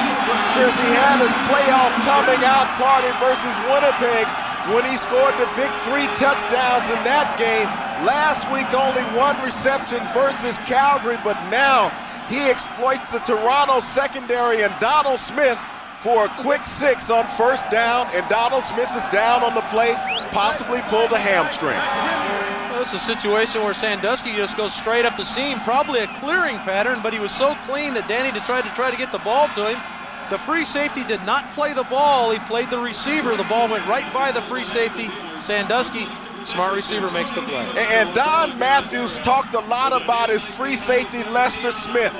Said he was a great run support free safety. But now we see what Danny McManus has checked him out in the back end to see can he support on the pass. That time he didn't get over in time. He knocked off the corner Smith. Sandusky kept running. Don Matthews was the man who signed Jim Sandusky in Othello, Washington 11 years ago. It was a great idea until Sandusky caught that pass. And you talked to Don and asked him, was he surprised to see Jim Sandusky playing as well 11 years later as he did when he signed him? And he was original member of the BC Lions. If you recall, in the 1985 Grey Cup, he had a great game where he took a long pass about 76 yards for a touchdown in that game versus Hamilton. Well, this play was a situation where they had a stack with Darren Flutie and Jim Sandusky. Sandusky, tremendous concentration, and there's the collision between the 2 Smiths, and it looked like Donald took the worst of the shot. Chris, we had a conversation a few weeks ago with Ron Lancaster out in Edmonton, and he talked about the moves that Huey Campbell taught him how to make as a coach. You look at situations, you think about it, you don't do anything too drastically, too fast. You take your time, and you figure out what's best for the ball club. And a lot of concern was thought about when he made the move with Shalon Baker. But everything has worked out right for the Eskimos with Jim Sandusky in the lineup. What did Ron Lancaster say? Why did you make the move? He said, I was playing a hunch, and how that hunch has played out for the Eskimos. 3 touchdowns 2 weeks ago, and now a major score in the Grey Cup game, and some important points for Edmonton because all the momentum had been going Toronto's way. Well, the touchdown as a result of... Not his first Grey Cup touchdown, so let's go back to 1985. There's Roy DeWalt playing against the Hamilton Tiger Cats. Jim Sandusky, a play not unlike the one this afternoon. Rufus Best was covering him on the play, and Roy DeWalt had a couple of players in the lineup that game, Ned Armour and Kelly Sims in the backfield to replace Keevan Jenkins and Merv Fernandez in that game. But Jim Sandusky showing he still has the wheels 9 years later to take it all the way. His longest Grey Cup touchdown. His 8-year-old son, Rocky, watching at home. And thumbs up back home after that. Rocky was giving him a little heat earlier in the year. Only had 1 regular season touchdown, and he'd asked Dad a couple of times, where are all the touchdowns? But Dad's answered back in recent weeks. I think the way that he has exploded in the playoffs, now his 4th of the postseason, an outstanding second part of the season for Jim Sandusky. 16-13 Edmonton as Sean Fleming kicks it off. And Mike Clements from his own 15. And Clements is nailed. That's Trent Brown. 20-yard return. Now, David, what do you do after someone has struck you for quick 6? How do you respond offensively in this scenario? Well, Doug's personality is to attack, and he'll immediately come out and do the things they were being successful with. They've gotten down into what they call the green zone, the 20-yard line in, and not been able to punch it in. But it's important for them to come out and get a positive drive here, reestablish what they had going in the last 2 drives offensively. Well, the long ball has hurt the Argos. 64 yards to Brown, 75 yards to Sandusky. And now a handoff to Drummond. And Robert Drummond has not been a major part of the Argo offense so far this afternoon. He was the dominant player the last 2 weeks, James. Well, he had an outstanding game. If you recall, last week coming out of the backfield, he had 7 receptions, and he carried the ball 8 times for 44 yards. But that was also on a dry track at Sky Dome. Now with the footing not as good, and Robert Drummond is a very upright runner. So on a slippery surface like this, he'll be having a footing problem, and he also has his shoes spatted, so he also loses traction from that. Just 2 for Drummond, so from the 37, 2nd and 8. Flutie steps out of the pocket and just got it away. Mazzotti into the open field. Paul Mazzotti nailed at the Eskimo 45. But Doug Flutie got that away just in the nick of time as Willie Pless was converging. Well, Mazzotti comes from the short side of the field and just drags across. We saw Mazzotti catch it earlier against the zone. This time he sees his quarterback get flushed out and is there to help him out. Pless is right there to make the play, but Mazzotti continues with his quarterback. What happens is that those clear-out routes, what we talked about earlier, where the linebackers have dropped deep. Willie Pless was playing a spy technique, but Dixon and Hunter had dropped deep, and it allowed Mazzotti to clear underneath and pick up the first down, and you can see him limping after the play. So Mazzotti is on the sidelines. First down Argos, 5:15 to go, first half. Flutie in trouble, down he goes. Derek McCready with his 2nd sack of the game.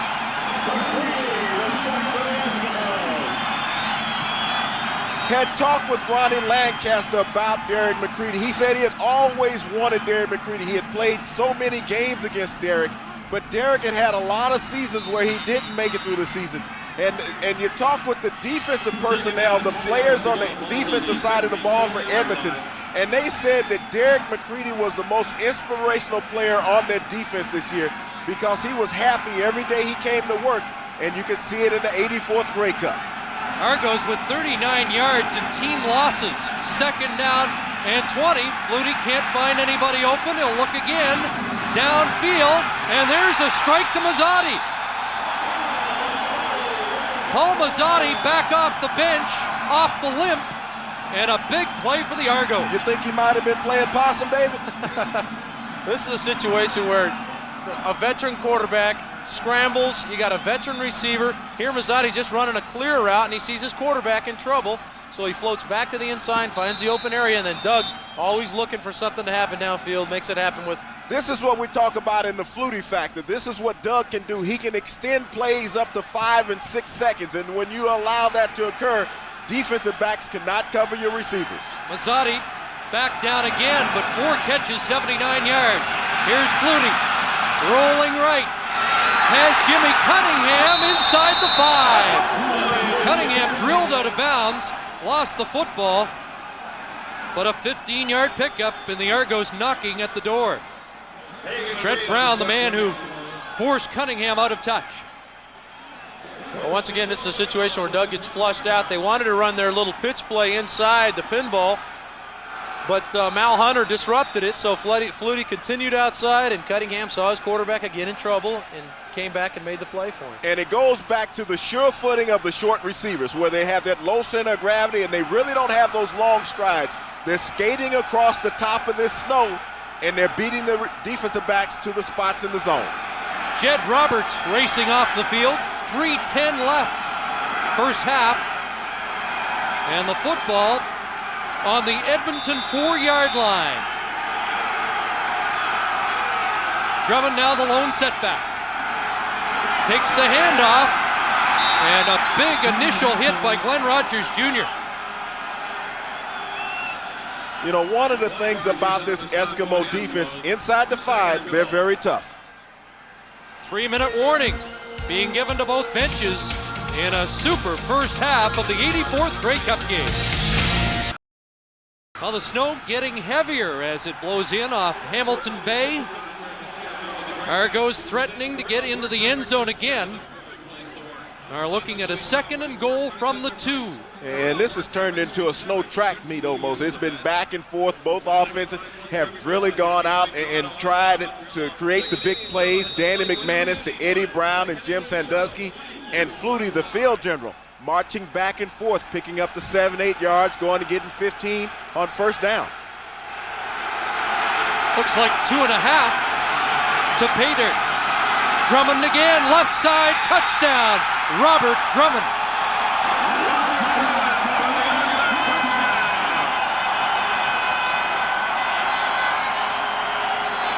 Robert Drummond in his first 2 Grey Cup games for Baltimore started at fullback. Only had 1 carry and 5 receptions. This time getting the ball at the eye. Mike Pringle had been the eye in the previous 2 Grey Cups he had played in. Now he is the featured back. He gets the ball, and he has some big guys up front that know how to clear the way. It's no way of stopping him getting over that stretch, over that goal line for the touchdown.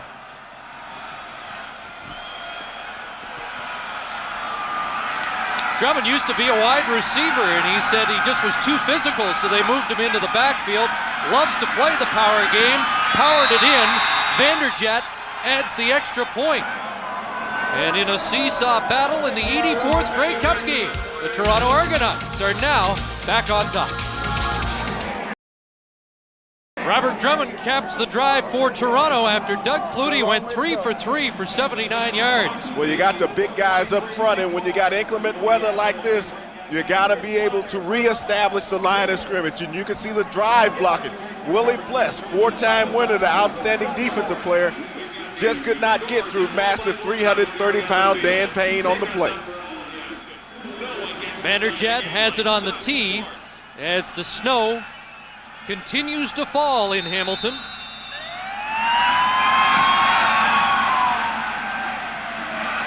And this is Gizmo Williams.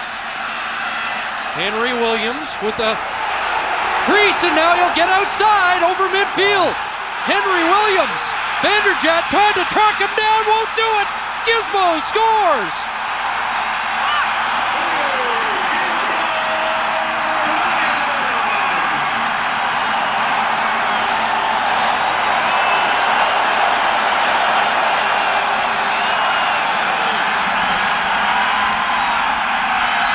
Well, we saw the second-year man, Jimmy Cunningham. Now we see the greatest kick returner in football history. Henry Williams answers back.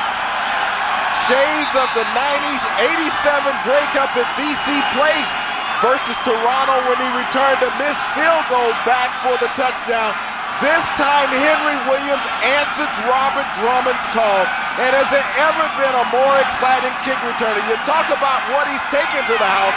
He's had 19 punt returns called back over his career at an estimated 3,500 yards. And if he had added that to his total, just think of how far he would be away from everybody in history of football. Here's a guy that at the start of the year wasn't in the lineup for the Eskimos. Well, the beauty of the Giz is to go straight ahead. And what he does, he sets all his blocks up. Then he finds the crease and gets to the outside, and all he had to do was outrun the kicker for the touch. David, if you think about it, he probably had the largest play in that Calgary game last week when he returned that missed field goal back out to midfield. Had a 50-yard return or a 51-yard return against Calgary that's really changed up the field position situation. Changed the momentum, got him in field goal range for Sean Fleming to kick another field goal. But once again, Henry Williams, we talked about earlier, players taking it straight up the field, and those players with that low center of gravity and that short stride, Gizmo explodes. 91-yard kickoff return for Gizmo Williams, and it's the 4th lead change of the first half Well, watch the Giz set up his blocks. All he does is get straight up the field, allows his people to get locked, and now Giz does what he does best, and that's with speed. Gets to the outside, and the kicker's not going to run him down. David, as a quarterback, would you consider this being your best offensive weapon, sitting there watching your special teams back and forth up and down the field? I'll tell you, this is beautiful. The crowd couldn't ask for more, and as a quarterback, you know you don't have to drive the ball 70 yards for a score. Giz makes it happen in about 10 seconds. I guess take a bow.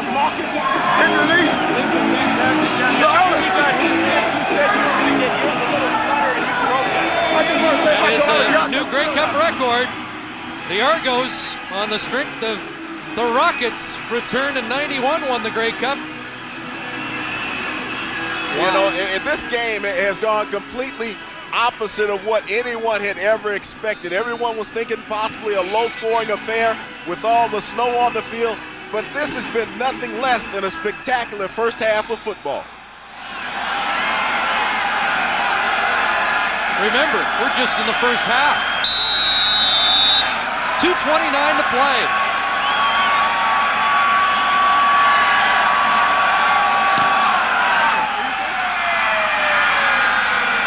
Mike Clements.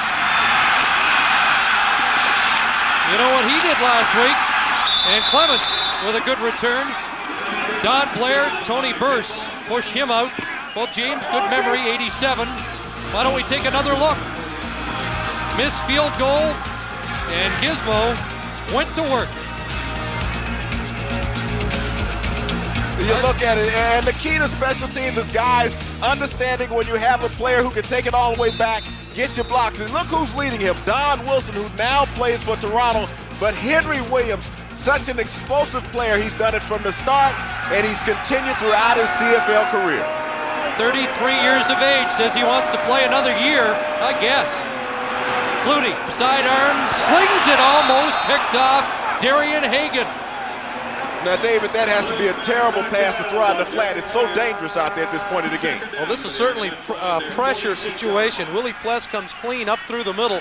You'll see Willie coming clean right up in Doug's face, and it doesn't allow Doug to really step in and throw the ball.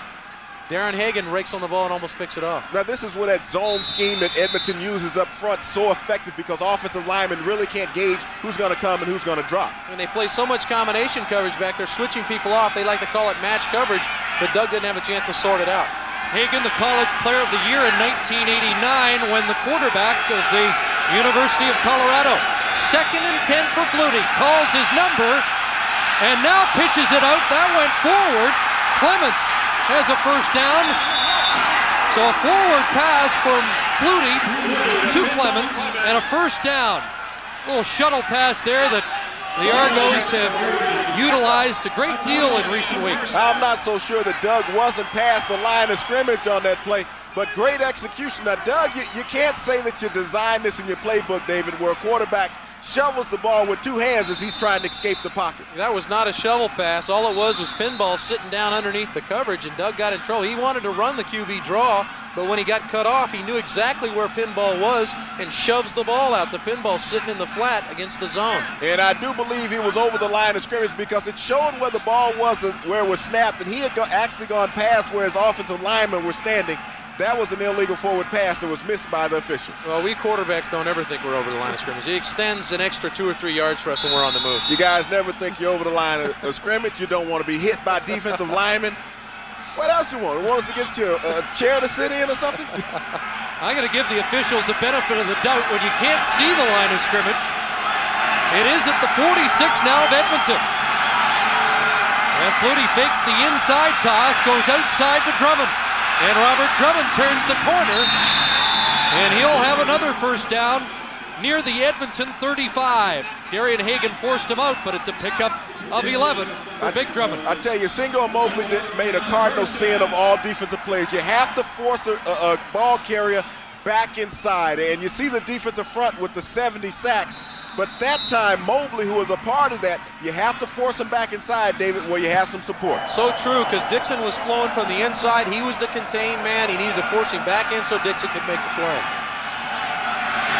The ball's at the Eskimo 35. First down, Toronto. And Flutie underneath to Clements, and he is tripped up immediately. Bruce Dixon, the Hamilton boy, replacing Larry Bruck. And you think about how special this game is for Bruce Dixon. This is his first start of this season, and it's here at home in Hamilton in the Grey Cup, the biggest game of his career. He spent a lot of time this season rotating in and out with Larry Ruck, but he gets the start today. Said he plays about 25% of the plays during the course of the year, but the understudy to Larry Ruck is in the hot seat today. 4-yard pickup at 2nd and 6.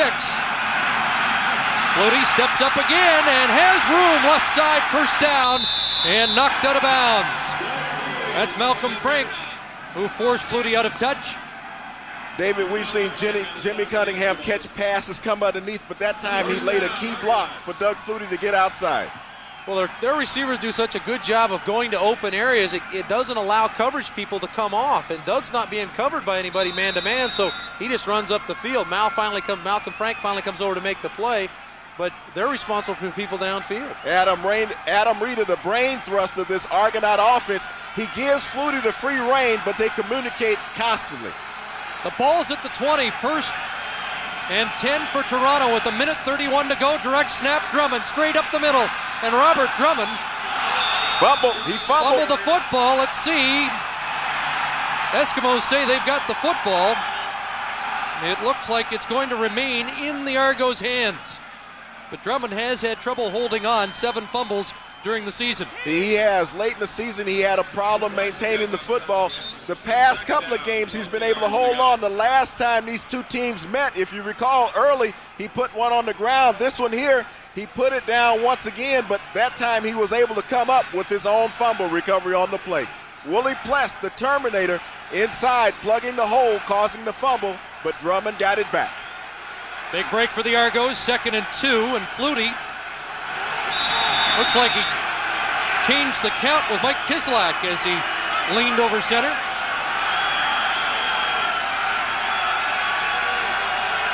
They're letting the clock run here. And the 20-second clock now down to 5. Drummond. And Drummond got near the 10 before he's driven back. I'm not sure. I don't know if he got that, Chris. It's all going to depend on the spot. But tremendous surge by that Edmonton front 7. Melvin Hunter had Drummond in his grasp. Dixon and Mobley on the stop.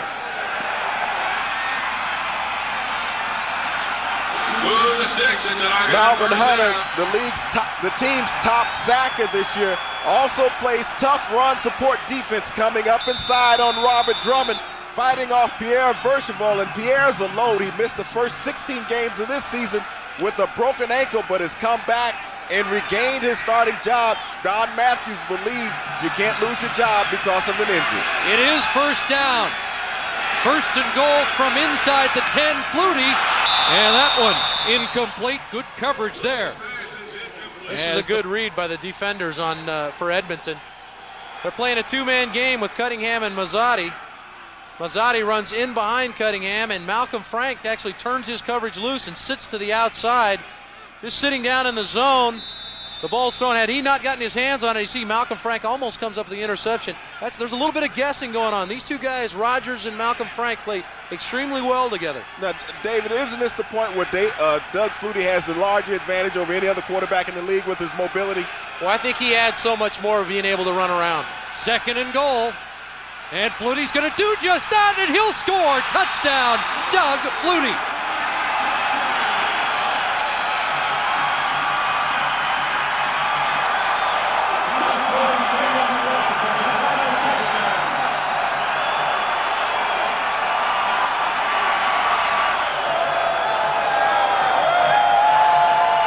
Four carries, 50 yards in this first half for the 5-time outstanding player in the Canadian Football League. Well, this is what Doug Flutie has always brought to the plate, is his athleticism. Don Matthews stated that Doug Flutie runs about a 4.5 40. But not only that he has great lateral and forward movement, he sees the field so well. Once he saw that all his options with his receivers had been taken up, he just tucked it and walked in for 6. Vanderjagt, and he does get the extra point. 27-23. What a first half in the 84th Grey Cup game. Doug Flutie has always said that he has a tremendous amount of feeling and tremendous amount of anticipation with some of his reads that he makes with the receivers downfield, but he feels like when things begin to struggle, he'll take the load on his own shoulders and run with the ball himself. He says sometimes he takes too much of that load, but here obviously he benefited his ball club. Well, you talked about his offensive lineman earlier and saying he makes that job so much easier. And it really does, because he has that escape ability that most quarterbacks don't possess. And he has that flat-out foot speed. And when you got the secondary dropping off, he found Edmonton that time playing man defense in the back end. And what happens is everyone has their back turned towards him. So it's very easy for him to pick up that 10 yards for 6.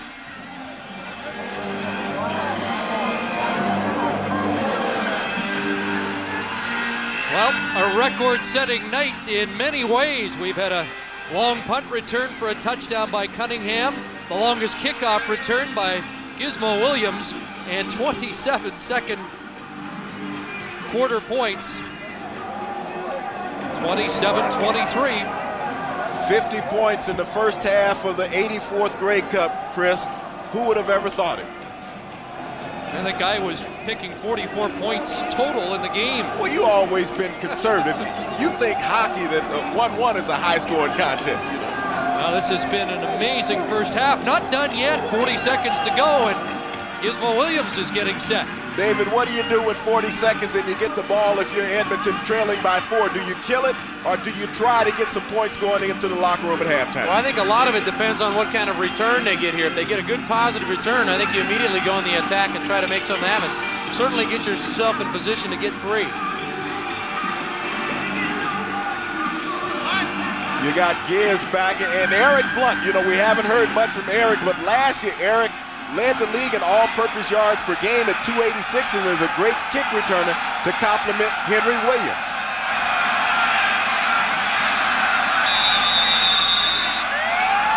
Vanderjagt into the driving snow, and Gizmo on one hop. And he'll plunge to the 30. So not great field position. And David, this is what you talked about. It's not great field position. You want to play conservatively right here. Well, I think you come out and you still throw the football, but you give yourself an opportunity to complete the ball underneath, get something positive. If you don't, you're in trouble. Well, in the booth, Dave Sapunjas, Kent Austin, and I are marveling at the performance of Doug Flutie here in the second quarter. Here's what's coming up at halftime. The Nylons will perform live at Arborwind Stadium. We'll have lots of highlights to discuss and some in-depth analysis from David Sapunjas and Kent Austin, our game day guests. Chris? 35 seconds away. Let's find out what the Eskimos plan to do with that time. Out of the shotgun, McManus goes back to work. That's Blunt. And can't break the tackle.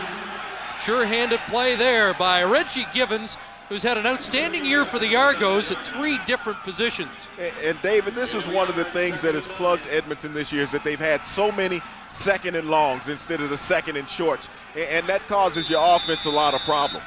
It really does. Now Danny's in a situation where he probably will try to milk the clock as much as he can, make something positive happen, but make sure they don't give up any points.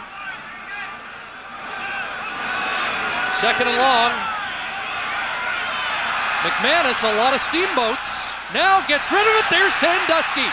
And Jim Sandusky's on the Argos side of half. Wrestled down there by Ed Barry. But there are still some options left. 7 seconds on the clock. So they need to run one play if they're to get into Sean Fleming field goal range. David, what do you throw in this scenario? And you need to pick up about 10. Well, I think I would burn the timeout to make sure I don't lose any time, but obviously Danny's ready to go, so you got to keep the ball underneath. And McManus quickly gets it away, and 1 second left on the clock as the catch is made by Darren Flutie, who has had a quiet first half. Now they have to go to Sean Fleming here. Now his longest field goal last week versus Calgary was 40 yards. Similar type situation, icy surface, so it's going to be very important that they can get enough snow moved out of the way so he can get his footing down and get that plant foot in to get that leg swing and try to get in. It's going to be about a 45-yarder right here. Maybe as much as 47. I think they'll take their time out and give themselves some time to get the field clear here.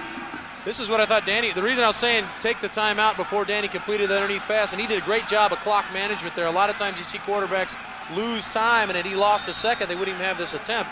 But Danny did a good job of getting his people distributed, got the ball downfield, another 5 to give him a little bit better opportunity. Timeout was called by Edmonton. Sean Fleming's longest of the year, 51 yards, and this looks like it'll be from 47.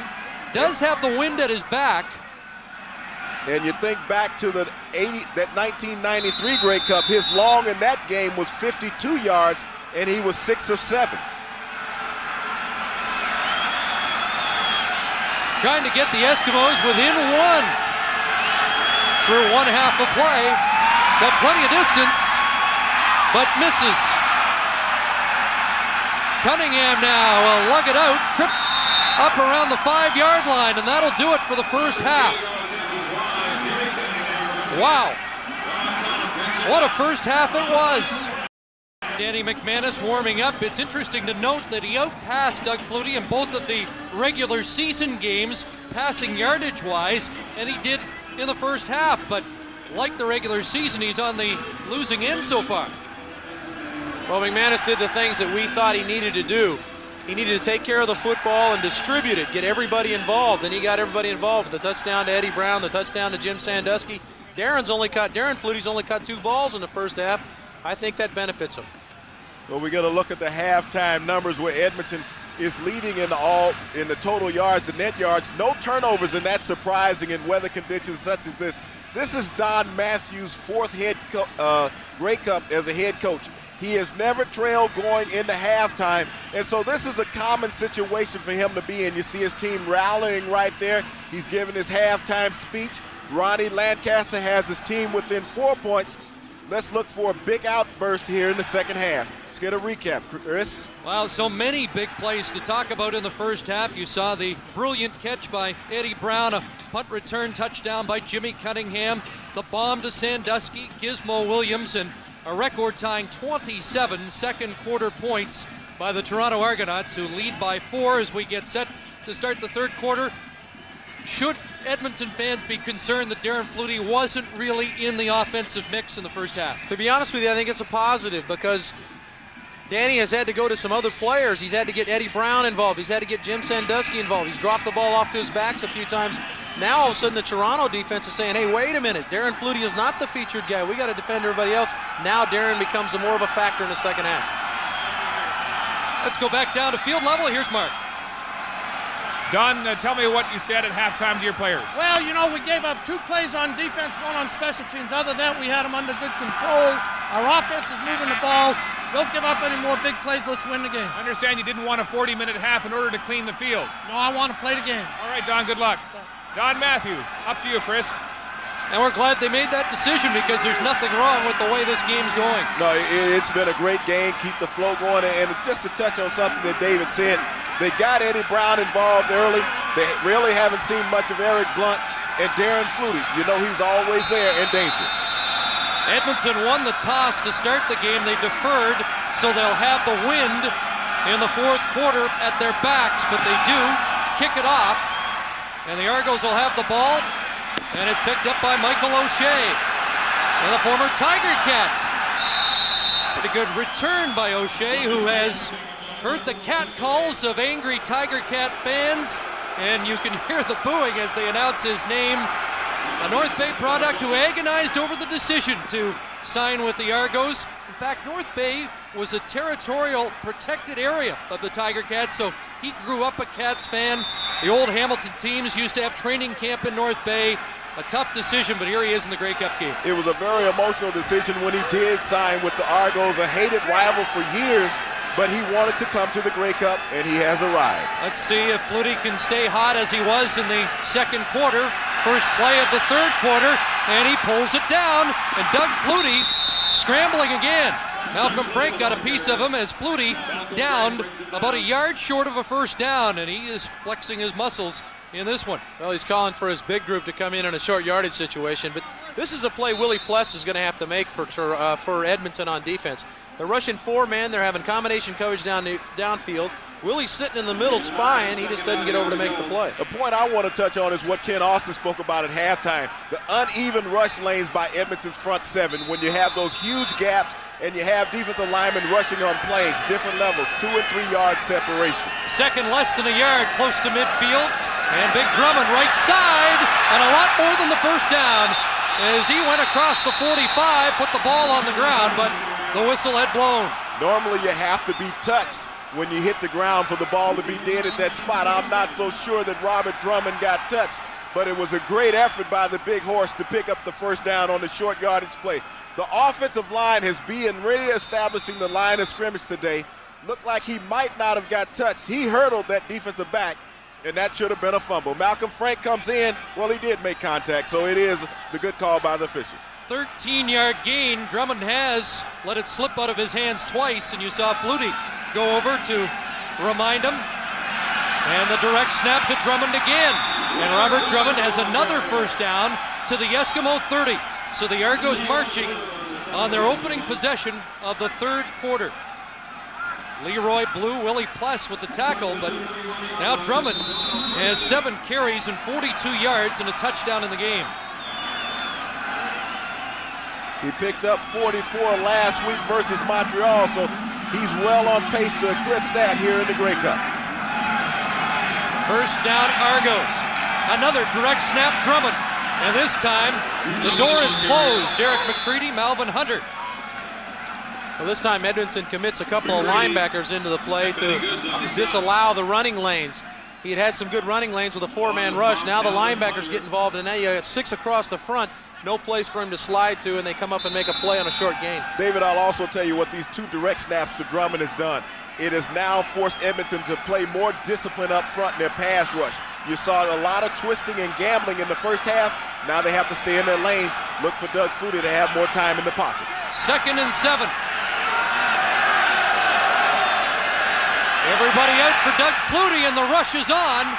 And Flutie across his body throws the strike, and it's Paul Mazzotti with another catch, and Mazzotti has been an effective outlet receiver for Flutie so far. And again, Mazzotti slow to get up. 5th catch, 91 yards. And Trent Brown came up and laid a tremendous hit on Paul Mazzotti.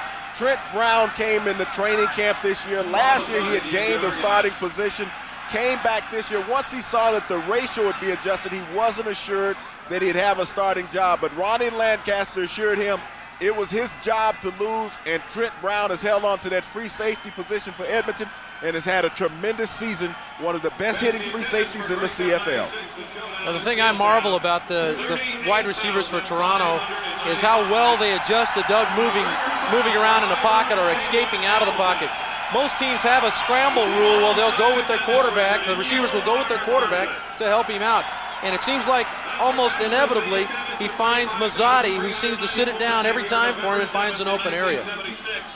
Well, Paul Mazzotti, we saw him limping in the first half. He had a leg injury, and now he's being helped off once again. You know, Dave Sapunja's going to attest to this. A lot of talk about what kind of team guy Doug Flutie is. Well, here's an indication of the type of guy he is. He drives a long way to get a satellite dish to bring back to Arundel College. Now, he's a big money quarterback. David Archer might buy a satellite dish for his teammates too, but he spends 8 hours one day on an off day setting the thing up so his teammates can enjoy the benefits of a satellite dish during the year. He's a guy that certainly won over the support of his teammates throughout this year. I didn't realize he was an electronics engineer. Well, it took him 8 hours. Oh, okay. First down, Argos marching. And a wide open receiver, and Cunningham dropped the ball. Incomplete. It ended up back in his hands, but it did hit the snow as Kavis Reed was closing, but something happened. David, there was a breakdown in the secondary. Well, certainly a blown coverage, and Senior Mobley was supposed to, it looks like, based on what Kavis Reed is saying on the field, that he expected Mobley to come over and help him out. Hagan jams and lets him go, and there's nobody there in the scene. What they were doing, David, was running a cut there. Hagan was going to the flat, and he was expecting Trent Brown to come over the top, and Trent wasn't there, and he was wide open. He just couldn't hold on to the football. 2nd and 10 from the 16. Flutie calls his own number again, straight up the middle. He's near the 10. And that's short of the first down. Now this is the point on the field where it may be a little too far to gamble, but this is what was set up by the direct snaps to Robert Drummond. Hopefully that they can catch Edmonton gambling up front once again. But that time they stayed at home. The linebackers didn't get deep drops, and they stopped him short of the first down. So Mike Vanderjagt comes on. He'll attempt a 16-yard field goal.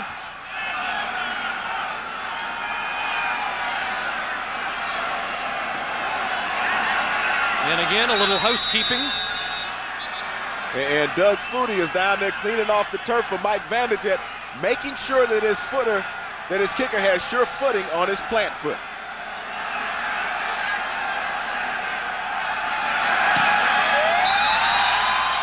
Vanderjagt is 3 for 3. And the Argos lead now is a converted touchdown. Less than 5 minutes gone in the third quarter. That snowy Ivor win. Well, there are the brothers Flutie. Doug Flutie, 7 carries, 60 yards rushing, 201 yards passing in the game. Darren Flutie, just a couple of catches and 21 yards so far. And it'll be interesting to see, David, if they can get him on track in the second half. No, he's always looming, Chris. He's made so many plays against teams in these weather conditions. He's always there. So the Eskimos start at their own 35. And here's the give inside. Eric Blunt, the ball carrier, and he's up close to the 40. And we talked about that in the first half. Eskimos are looking to get 4 to 5 yards on first down. It has made things much easier for Danny McManus. He spent the most part of this year, and that's led to 27 interceptions on the season. But when you have a second and medium, second and short, it gives him a lot more options and makes him more comfortable in the pocket. 2nd and 6. Good protection and a strike. And Darren Flutie has his first catch of this second half. Michael O'Shea, the middle linebacker, taking Flutie to the snow. And that's a direct reflection of that second and medium. Now that's what Darren Flutie is so effective, because he loves to work underneath. He does a great job of reading the zone coverage. Knows all he has to do is break it off inside. The only thing is there is the linebackers. You got to duck a little quicker because Michael O'Shea will take your head off. Well, he's got a good protection. There's Donnie Wilson coming off the side. They actually had man coverage there and got 2 clearing routes.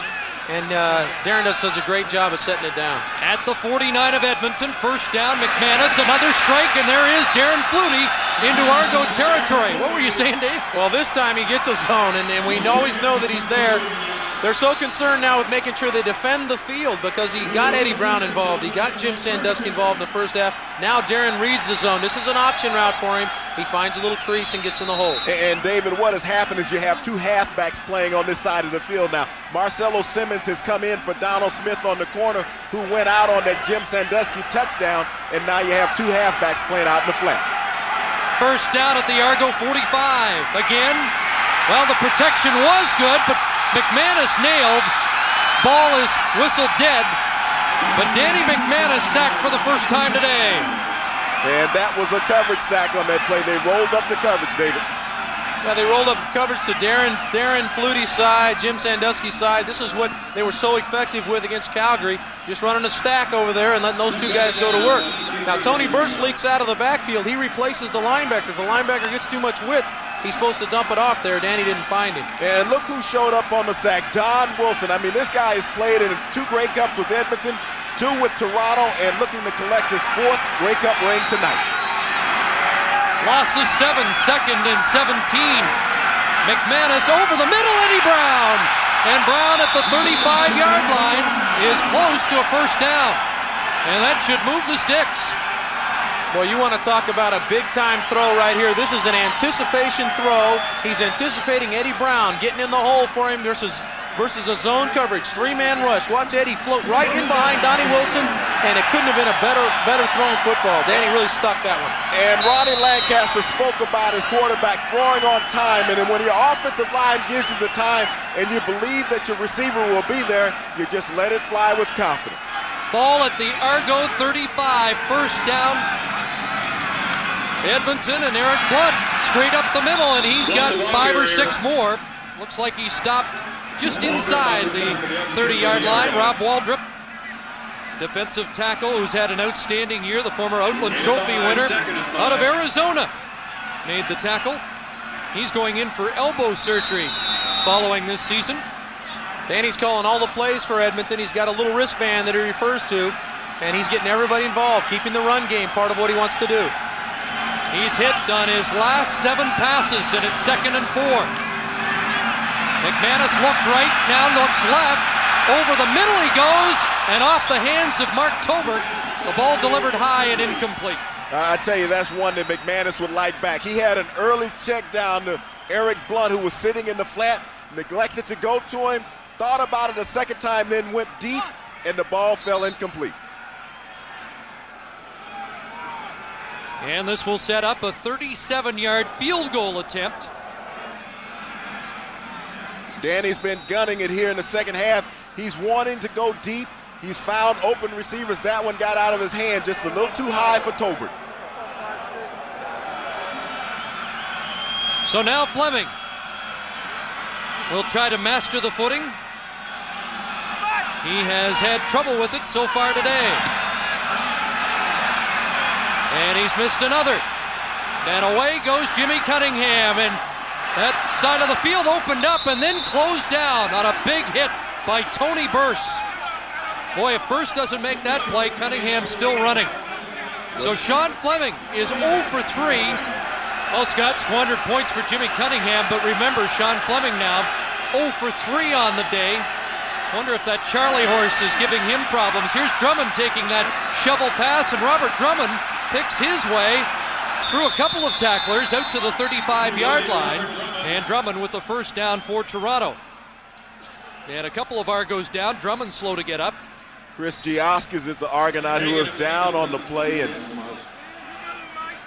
this would be a trouble spot for Toronto if they lose one of their offensive linemen. Make that Pierre Verchevel, not Giaskis, but Pierre Verchevel, who missed the first 16 games of the season with a broken ankle, and he came back to start the final game and the one playoff game, but he is down on the field being attended to by the medical staff. Dan Payne took 6th place in the 1988 Olympics in Seoul in the heavyweight wrestling division. Played with the Saskatchewan Roughriders last year at offensive tackle. Will come in and fill in for him.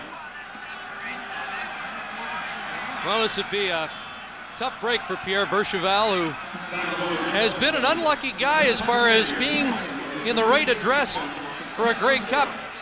He was an Edmonton Eskimo just after the Eskimos won the 87 Grey Cup, and then went to Toronto after the Argos won in 91, so he's still looking for his first Grey Cup ring. Mark? Chris Donald Smith, number 19 for the Argonauts, is trying to stretch out his hamstrings and his calves. He has been cramping all game long. I asked him what his problem was. He said he did not eat enough food for breakfast, so they have been feeding him cookies and a special energy drink here on the bench. He's trying to stay loose, and he'll make a decision in the third quarter as to whether he can return. Chris? James Curry says send some of those cookies upstairs. Donald Smith will watch to see if he'll return. We're back, and let's find out what happened to Pierre Verchevel, who has left the game. Verchevel missing most of the years you mentioned, James, with a broken ankle. Well, on a cutback with Robert Drummond, he was trying to get in the lane and throw a block, and he ended up catching a knee right in the hip. So he ended up with a hip pointer, and those are very sharp pains that you get, and so he had to have some help off the field by the medical staff. It's 1st and 10, Toronto at their own 35-yard line. Flutie with that quick hitch out to Pinball Clemens. Darian Hagan hanging on, and Clemens tackled from behind. Leroy Blue with great pursuit outside. And Clements ended up close to the 45-yard line, which would be near a first down. Well, Doug Flutie has, as Dave Sapunja said, been playing Flutie ball in this, well, since the second quarter, and look at that pass distribution. Well, you know how dangerous Pinball Clements can be. If you recall the last time these two teams met, he caught 4 successive passes in the second half. Second down and a couple for the Argos, and they go to the fullback. Drummond stood up and nailed. No gain on the play. That's a big defensive play for the Eskimos. You know, when it comes down to trying to pick up yardage on short yardage situations, it comes down to determination. Who's going to get lower than who in the pit? Watch the defensive line of Edmonton get off, come up underneath those big guys from Toronto, get the penetration, and meet Drummond in the backfield. That's how you play football down in the pits. That's where the football games are won and lost. First punt since the first quarter for Vanderjagt. Gizmo plays it on the hop. And Henry Williams almost turned the corner. That's a big tackle by George Namako, the backup safety, to hold the return to 14 yards after a 42-yard punt. Guys, I'd like to say hi to Joe Woodcock, who's watching in Sarnia today, celebrating the 60th anniversary of the Sarnia Imperials Grey Cup victory. Back then, gate receipts were about $4,200. And he's still a big fan of the league, cheering for Toronto today. But David, he says there's one problem with the CFL, and Ken Austin, I hope you're listening, they just pay those quarterbacks too much money these days. Well, when you get gate receipts like $4,200, I guess you can't pay the quarterbacks. Well, anything might be too much for Joe because he played for nothing back in 1936. Here's Danny McManus earning his money with a strike to Darren Flutie, who has his third catch of this third quarter. Ed Berry, the tackle. This is just Darren Flutie working the middle of the field and trying to find a hole so McManus can get him the ball. He had a hitch and go outside, or a hook and go outside with Don Blair. It didn't materialize, so Danny came back inside, Flutie floating inside and getting open. You know, one of the things the Edmonton receivers have a great ability to do is to gauge down on their speed so that Danny McManus doesn't have to lead him too far with the football so he can gun it to that particular spot. 3:03 to go, third quarter. Here's Tony Burse off the left side, and he snowplows up to about the 53. Demetrius Maxey, first contact on the big fullback of the Eskimos. You think about Tony Burse as a power runner, Dave, and you've played with him in San Antonio, but he has Edmonton's longest run from scrimmage this year at 59 yards. He's got good speed. I'm telling you, he's one of the most versatile players, if not maybe the most versatile player in the league. He plays all special teams. He catches the ball out of the backfield, and if you need a tough yard, you're going to hand him to the big 240. Got 5 that time. 2nd and 5.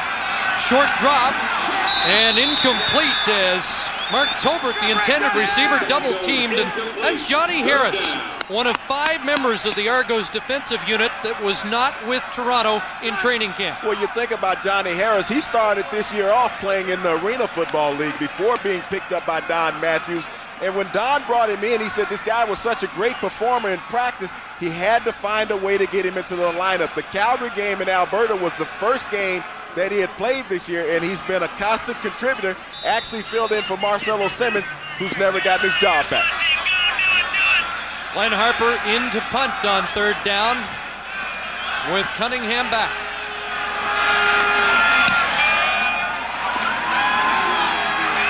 Cunningham fielding it close to that boundary, and he did step out at the 20 of Toronto. So a nice job by Harper to kick to the sidelines, a 37-yard punt, and a 1-yard return as Don Blair was the man who forced him out. Mark?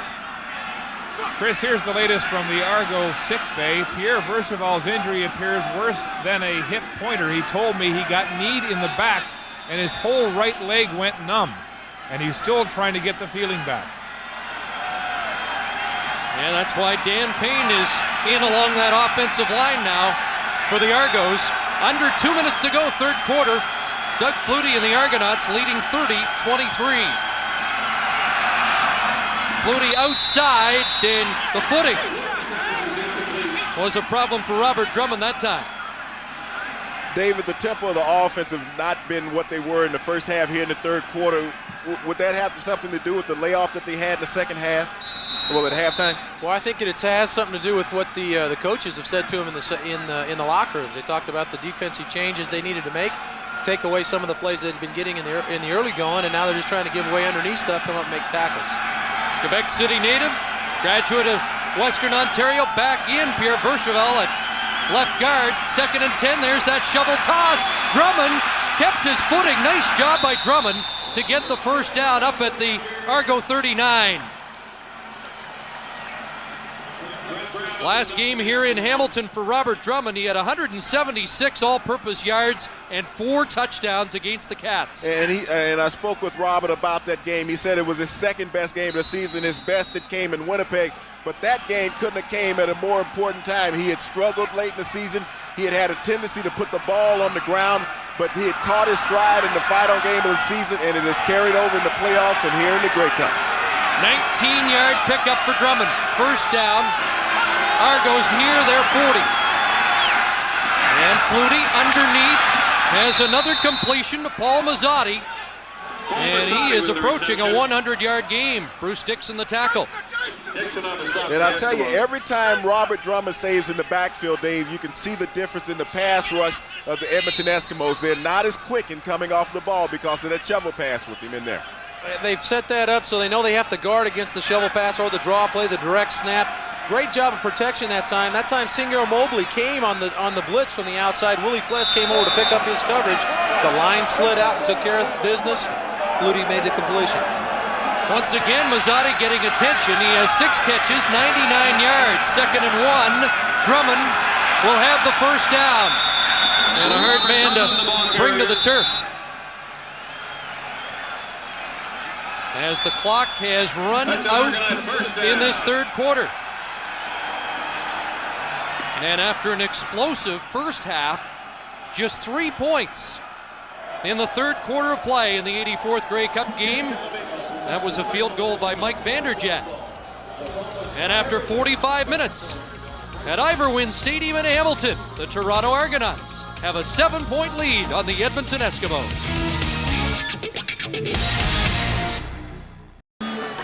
Well, just in there is Dorothy Lancaster, mother of Ron Lancaster, coach of the Edmonton Eskimos. You can't see Ron Lancaster's grandson just alongside Mark Mueller.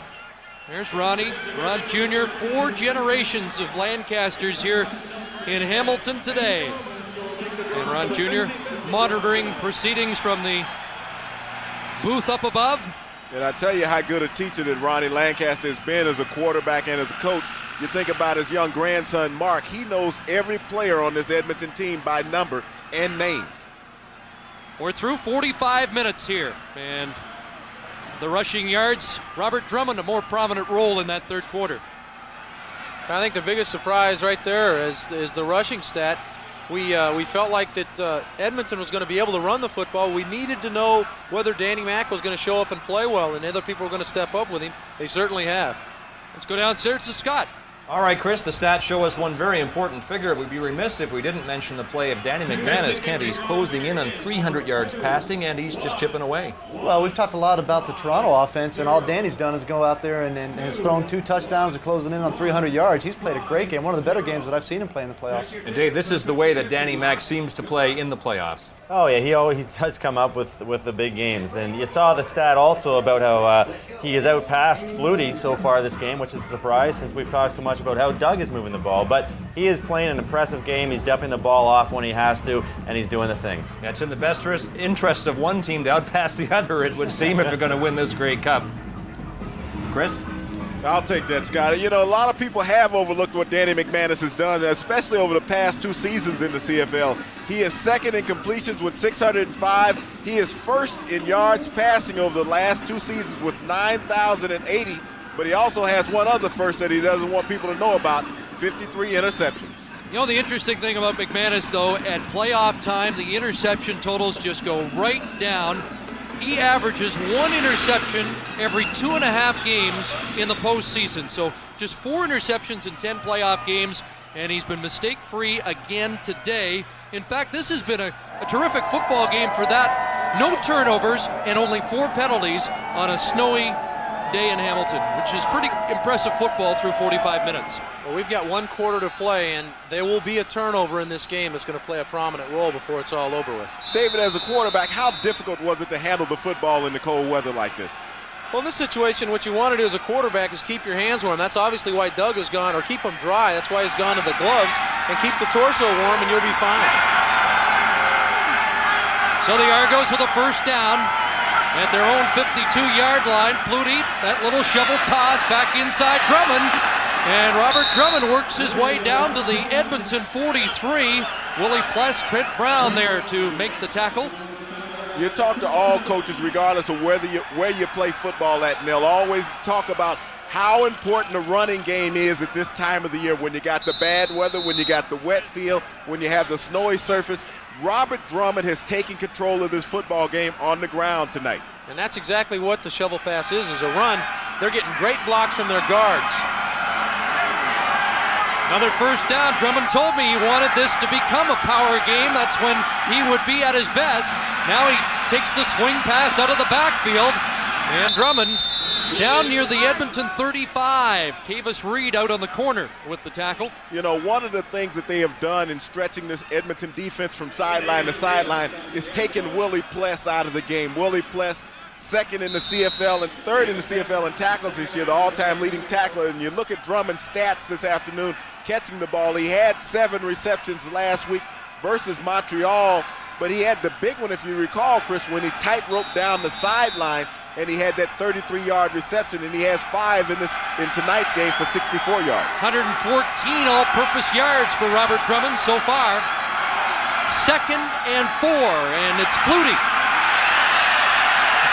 turning the corner and getting the first down.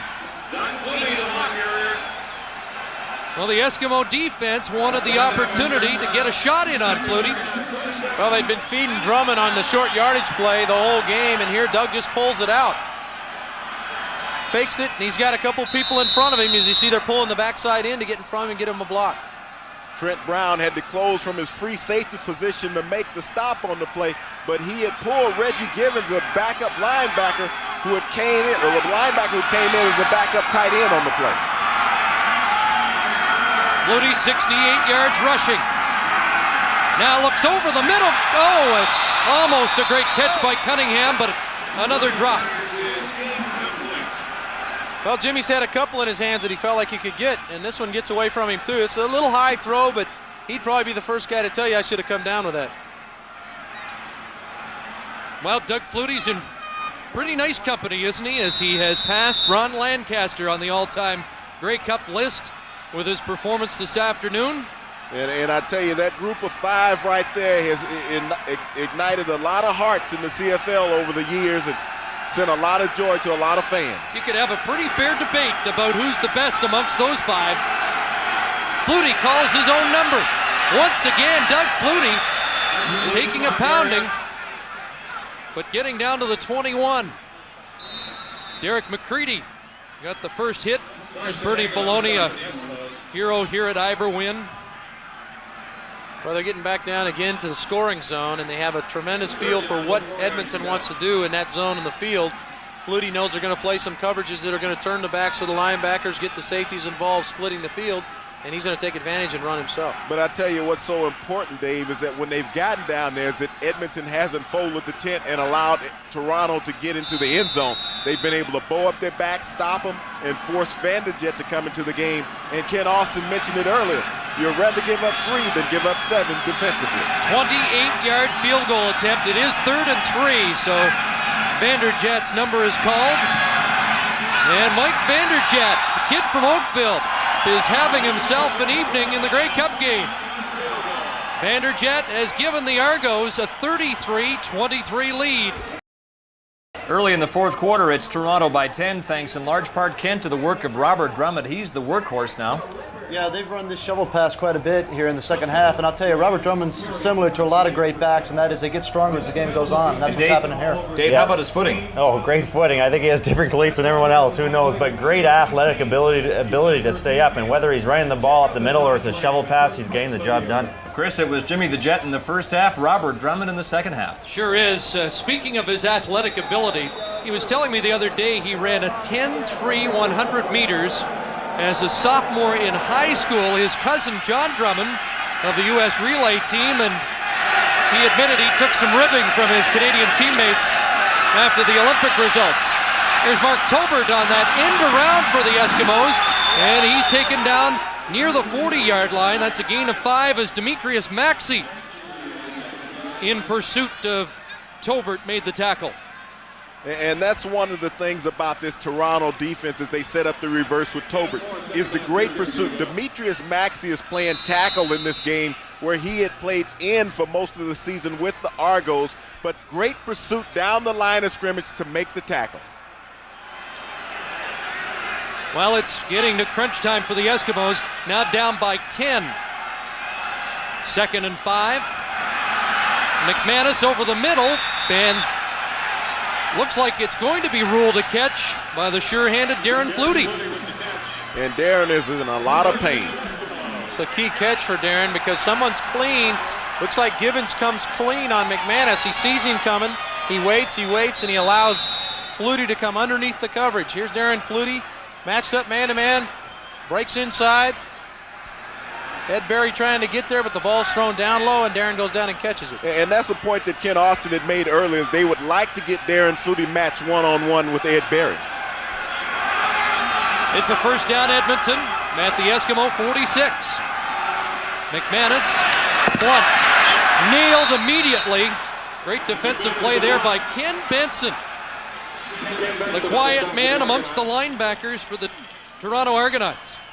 Yeah, it's hard to get a word out of Ken Benson edgewise. You think about it, he led the CFL in tackles back in 1993, played last season in Baltimore with Don Matthews, actually started out and played the first game this season with Montreal prior to being released, but Don Matthews knew what he had in Ken Benson, scooped him up off the waiver wire, and he's been a starter ever since in Toronto. Only a yard on that reception, so 2nd and 9. McManus, good protection. Eddie Brown, crossing pattern, first down, as Eddie Brown makes his presence felt again in this second half. Yeah, there's a lot of discussions about Eddie Brown coming over the middle. A lot of people say he won't come over the middle and catch the football. He's come over the middle several times for me in the past, and here he is coming over the middle for McManus, underneath the coverage, makes a catch. And now Eddie does a smart thing here. He has a chance to turn it down and maybe lose some ground to make a big play. He realizes he needs to make sure he has the first down, and he goes upfield. But, David, in a game of this magnitude, everybody wants to make the big play. It's at the Argo 48 after that 16-yard pickup, and McManus going to Brown again. And he's at the 25-yard line. Well, this is the key now. Now, he's got Eddie Brown in the game. We talked about it early in the game. If you get Eddie involved, suddenly his focus changes, and he feels like, hey, I'm a guy that's going to make something happen. He gets a couple of balls thrown. He's had one thrown to him earlier in this half. Now he's made 2 big plays in this drive. You get that guy involved with his mindset, he can really make some things happen. David, you really have to appreciate the job that the offensive line is doing. Danny McManus is not even concerned with the Toronto pass rush. 8:20 to go. First down, Edmonton. Goes wide side. Tolbert has the catch and another first down. Ed Berry wrestled him out of bounds. The U of Alberta product with a catch. And David, he's working from sideline to sideline. What does that create the problem for in a defensive secondary? Well, they're just playing a zone here, and everybody is getting into the holes that they need to get into. This time Tolbert stays outside because he sees the halfback sitting inside Ed Berry. McManus reads it, throws the ball wide, and Tolbert picks up a first down. An impressive march for the Eskimos, and it's 1st and goal. The ball just inside the 10-yard line. Here comes the heat. McManus over the middle. I don't think Tony Burse expected the football. Down he goes at the 5. I don't think he expected the football, but I don't think he expected for Benson to be riding him as soon as the football got there. It could have easily been a pass interference on the play because Ken Benson was clearly there prior to Tony Burst making the catch on the football. McManus sitting back, getting a late pressure, but he's staying in the pocket, getting the ball away. Well, that ball was not intended for Tony Burst. That ball was intended for Jim Sandusky coming inside, and Burst just happened to sit down and turned around and caught the football. 2nd and goal from the 5. Blunt takes the pitch. Eric Blunt near the goal line, touchdown!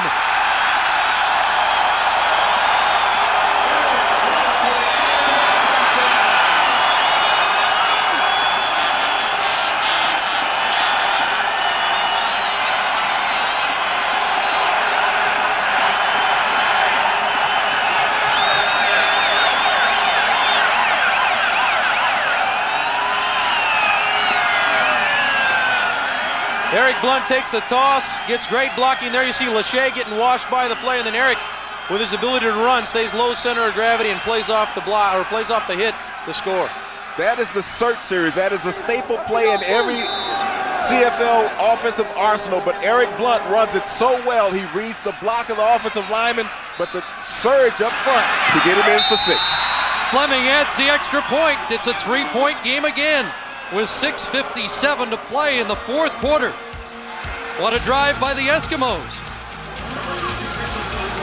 Number 2 rusher in the CFL this year with 1,091 yards. Eric Blunt caps an impressive Eskimo drive. Just a basic search run. You get the ball deep in the backfield, and all tailbacks love that scenario where they can use their peripheral vision and view the hole from a deep and hit it.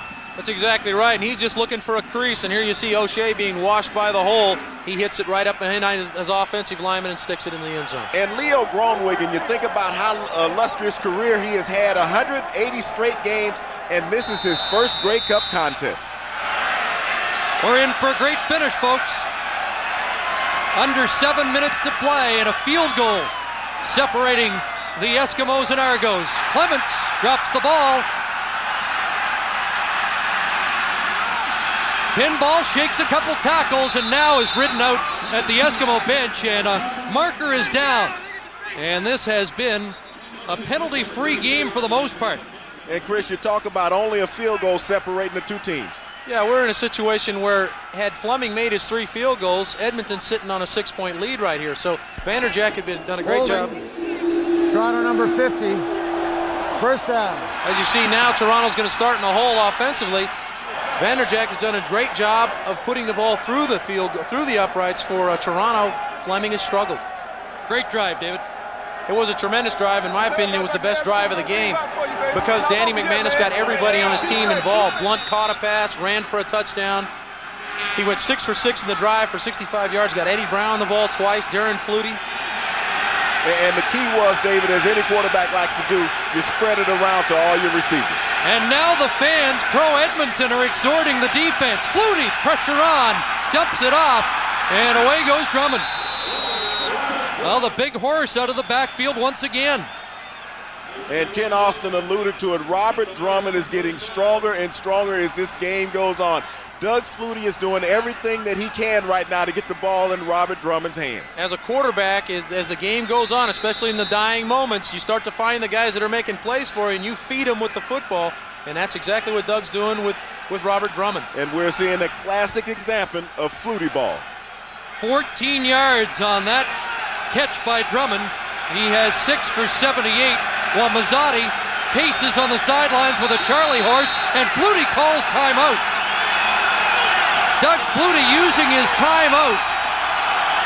Chris, it looked like the crowd gave him a problem. This crowd has really jumped on the back of the Edmonton Eskimos. Don Matthews was telling us last week, Doug Flutie tried to make up a play at the line of scrimmage, ran out of time, had to use a timeout, and here with 5:48 to go, they burned their timeout. It looked like he wanted to change the play, but the crowd gave him a problem. And there's no doubt there are Argo fans here, but it's a pro-Edmonton crowd. 1st and 10. Flutie pulls it down, and down he goes at the 43-yard line. Gain of close to 9 for Doug Flutie. Well, there's Doug Flutie, one of his biggest fans. Ron Lancaster, a great admirer of number 2 of the Argos. Well, how can you not admire Doug Flutie? I mean, such imagination and creativity when he's out on the field. Not only does he execute the plays, but last week we watched him late in the game with Dwayne Demetrician on the sideline diagramming plays with about 4 minutes to go in the game. Demetrician was about to get his first action, but Doug Flutie wanted to make sure that his young receiver knew what he was doing once he got in the lineup. 2nd and a yard.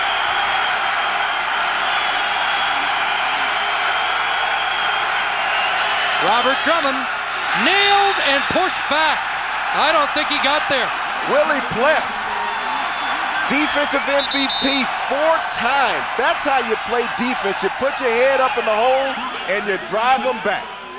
And that's why some feel that Willie Pless is the Doug Flutie of CFL defensive players. And he is now the all-time leading tackler in Grey Cup play. Well, Willie Pless left college at Kansas State being the Big 8's all-time leading tackler. He is also the CFL's all-time leading tackler. And Robert Drummond is down on the play after that hit by Willie Pless.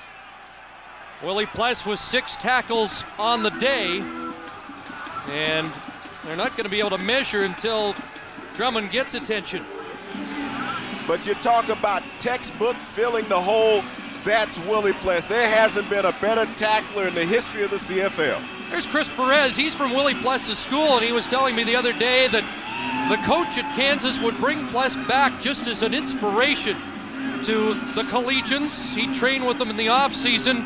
Willie Pless is a legend at Kansas, and Chris Perez says it's just an honor to be on the same football field as Willie Pless. Well, we've got a timeout. Drummond getting attention, a measurement forthcoming. 4:57 to play in a terrific 84th Grey Cup game. Well, there's Paul Mazzotti, who is out of the Argo offensive scheme of things at the moment, continues to have a cramping problem, which is similar to that of Donald Smith, we understand. And Robert Drummond is just now on his feet and making his way to the sideline. Well, Robert Drummond a couple of times this year has suffered from burners.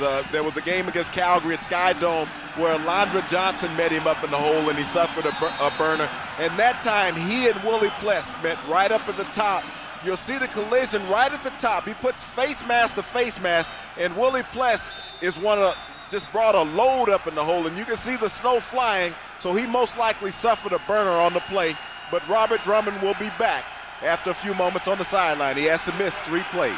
Drummond paid the price, but got the first down at the 45. Argos with the ball and a 3-point lead. 4:37 to go. The shovel toss inside. J.P. Izquierdo taken down, and a flag as well, and it looks like a face mask call is going against the Eskimos. Willie Pless is going to be called for a face mask. Major foul, face mask, Edmonton number 39, first down. But that was not a face mask on the play. Willie Pless grabbed the back and the side of the helmet. That you should not get a flag. You'll get a look right here as Pless comes around. He has the back of Izquierdo's helmet. That is not a face mask because as he turned, he let it go. He got flagged for it, though. J.P. Izquierdo into the game in place of Drummond. Won a Grey Cup with Edmonton in '93 and with the Argos in '91. And with that penalty of 15 yards, it's now down to the Edmonton 48. Flutie pulled it back and now goes outside, and it's Izquierdo. J.P. Izquierdo with another big first down. Some concern on Ronnie Lancaster, and I'll tell you how important a penalty of that magnitude can be. If you recall last week on a punt, when there was a Calgary player caught in that no-yard zone and it gave Edmonton great field position for that game-winning field goal, that penalty gave Toronto great field position to keep this drive going with another first down. I'll tell you what, you have to applaud Izquierdo. He comes in from the sideline, probably just been playing special teams all day. Comes in, is taking care of the ball on a run and a catch. 3.5 minutes to play. First down Toronto, and a 3-point lead. Flutie on the run again, and slides feet first inside the 25. I think that goes back to a point, Dave, when you talk about Izquierdo coming in, protecting the ball. We're going to get Drummond back in the game. But that's the Don Matthews preparation for players. When you have an opportunity, it behooves you to make the best of it. And Don Matthews preaches that with his players. And Don had talked about building this team on veterans, and he enjoys having veterans around him because they make those kind of decisions. Sometimes he doesn't need to tell people that. They go out and do the job because they've played the game so long.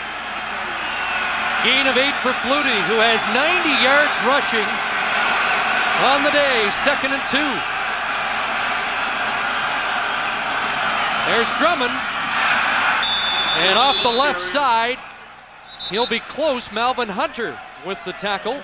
But it was Willie Pless shooting the gap. Once again, just a stride away from bringing Robert Drummond down behind the line of scrimmage. They may have to measure this one. John Matthews anxious to find out if they've moved the sticks or not. Edmonton Eskimos did not allow a touchdown last week against Calgary. Now they're digging in. It's 3rd and less than a yard for the Argos. Benny Goods and company trying to force the Argos into a field goal situation here. Vanderjagt awaits. You know, you think about Mike Vanderjagt and the fine season that he's had this year. 198 points on the regular season, the 4th highest in Argo history by a kicker. And that's what it's all about there, the Holy Grail, the Grey Cup, the 1996 edition, the 84th time it will be handed out. Just want to acknowledge the work of our spotter, Art Darch, who has his name on the cup. Member of the 52 team. Check that 53, and I even checked for your name, Art. He just spotted it on the trophy. That's why he could tell you that. He's the only guy on the team that year that they don't have the first initial. It's just Darch. Everyone knew what it meant. 3rd and less than a yard. Flutie will keep. Not much there. Ball popped loose. I don't know if he got it, Chris. This is all going to depend on the spot. But you talk about a defensive surge.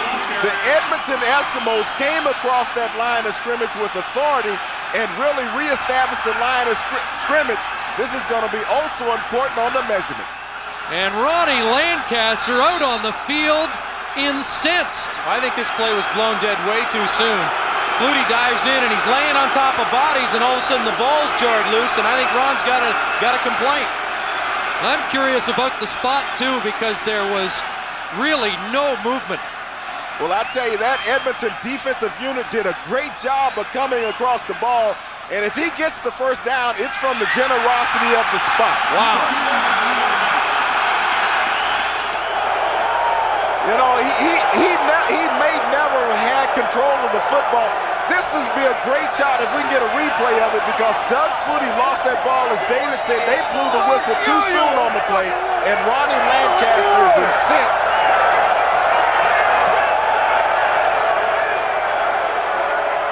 Well, you know it's a bad call because you never see Ron Lancaster reacting like that. First down, though. Argos continue the march. Following Vic Stevenson, Flutie is nailed at the 20-yard line. And maybe a couple on the play. And we get a replay of it here. Watch as Doug Flutie never really has possession of the football. The ball is out clearly at the snap.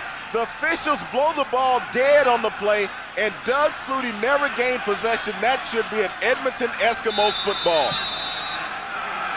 You know, this has been a great played football game, and it would be a shame to see the Edmonton Eskimos lose on a play like that when Doug Flutie clearly did not have possession of the football. No turnovers in the game, but there should be one.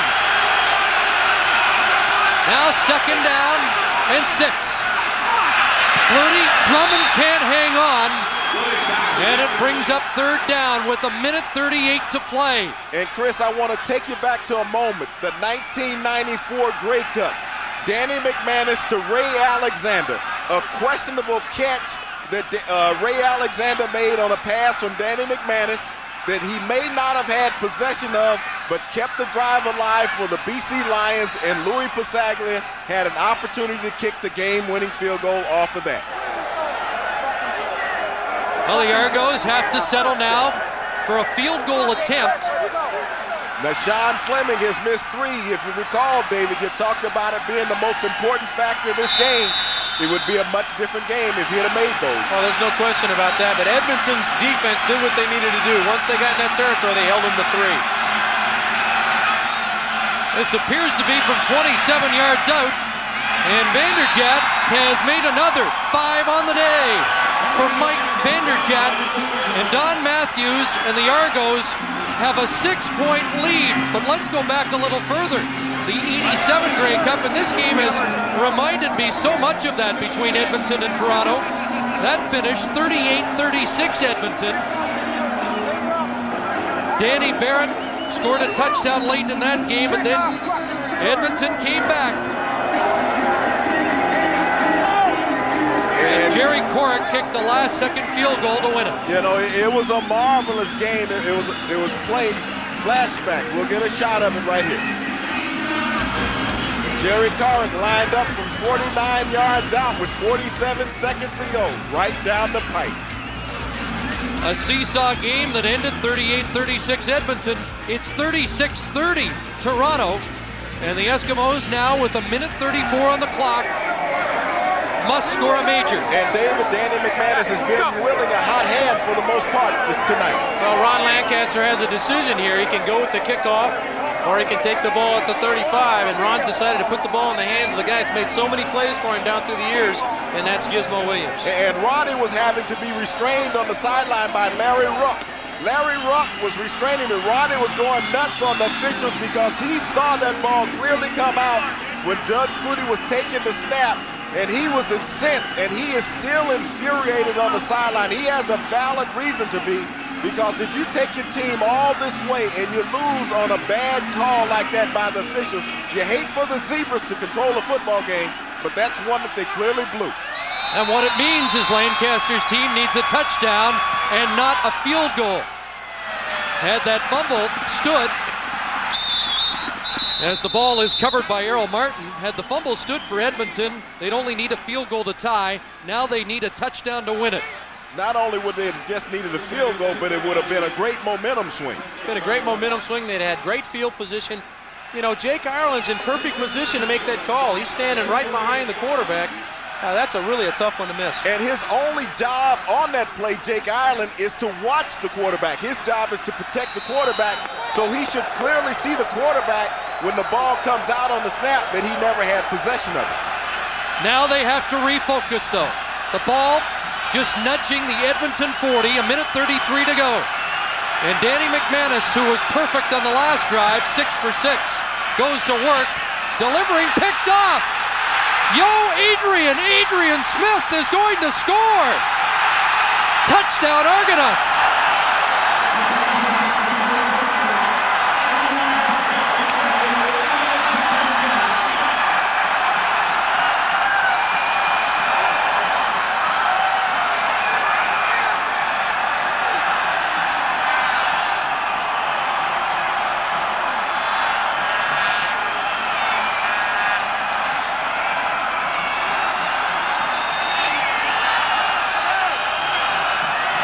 Well, we talked about interceptions, and isn't it ironic, after playing near perfect football, an interception would come back to haunt Danny McManus again.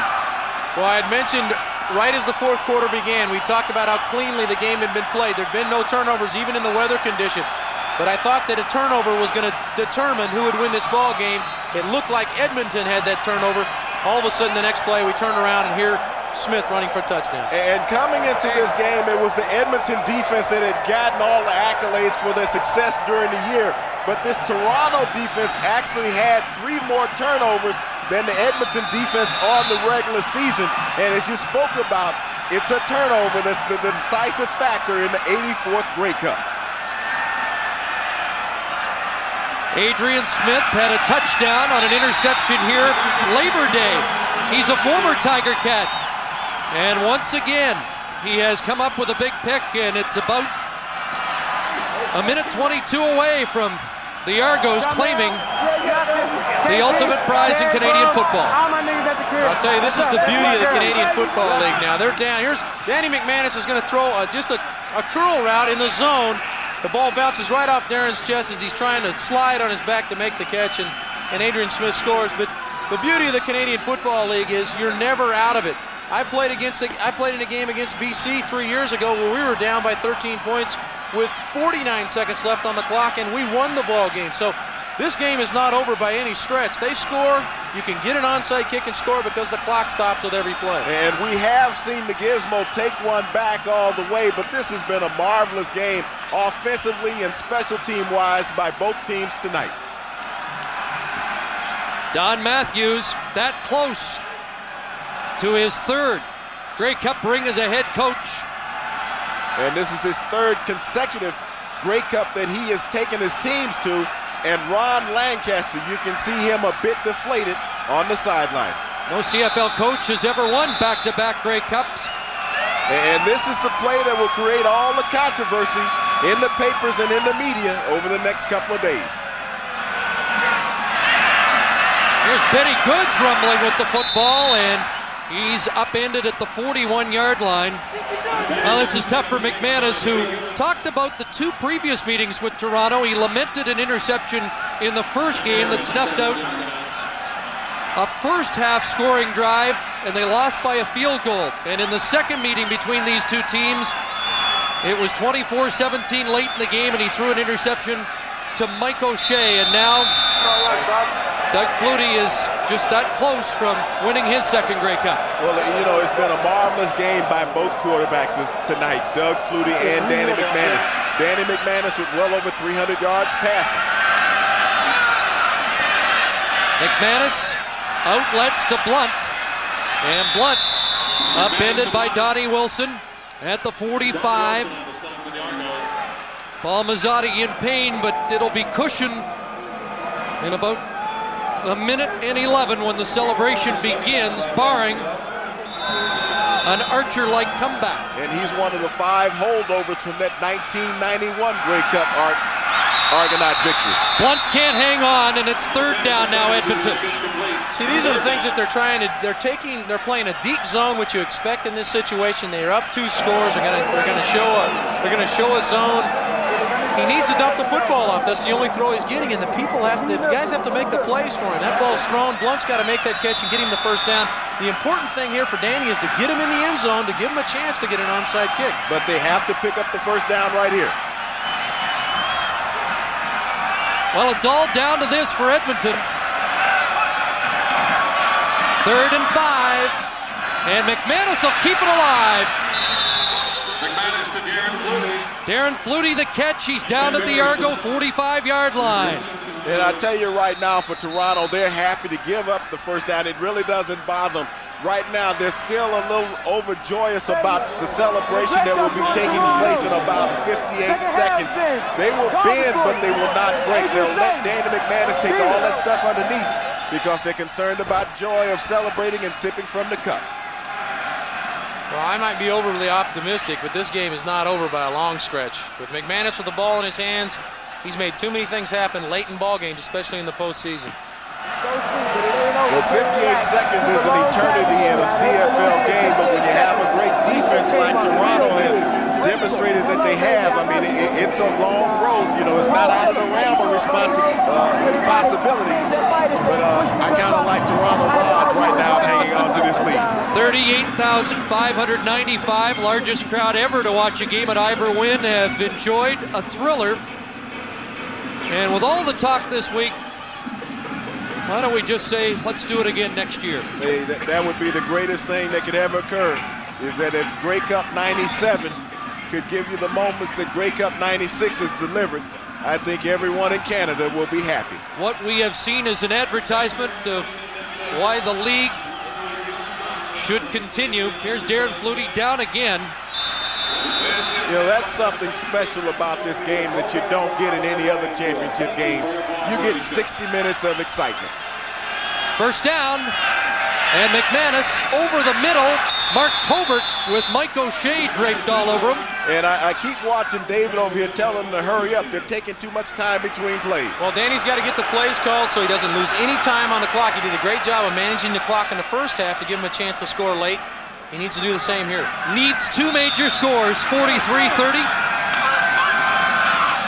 Has to look deeper. Does Sandusky? Is it a catch? No. It hit the turf. You saw the snow fly as Sandusky tried to scoop it off the snow. But just a great effort by Jim Sandusky. That's the thing that you get in a game of this magnitude. You get 60 minutes of effort. Jim Sandusky trying to slow down, engage himself for that football. Got one hand on it, but you could clearly see where it met the snow. 36 seconds on the clock.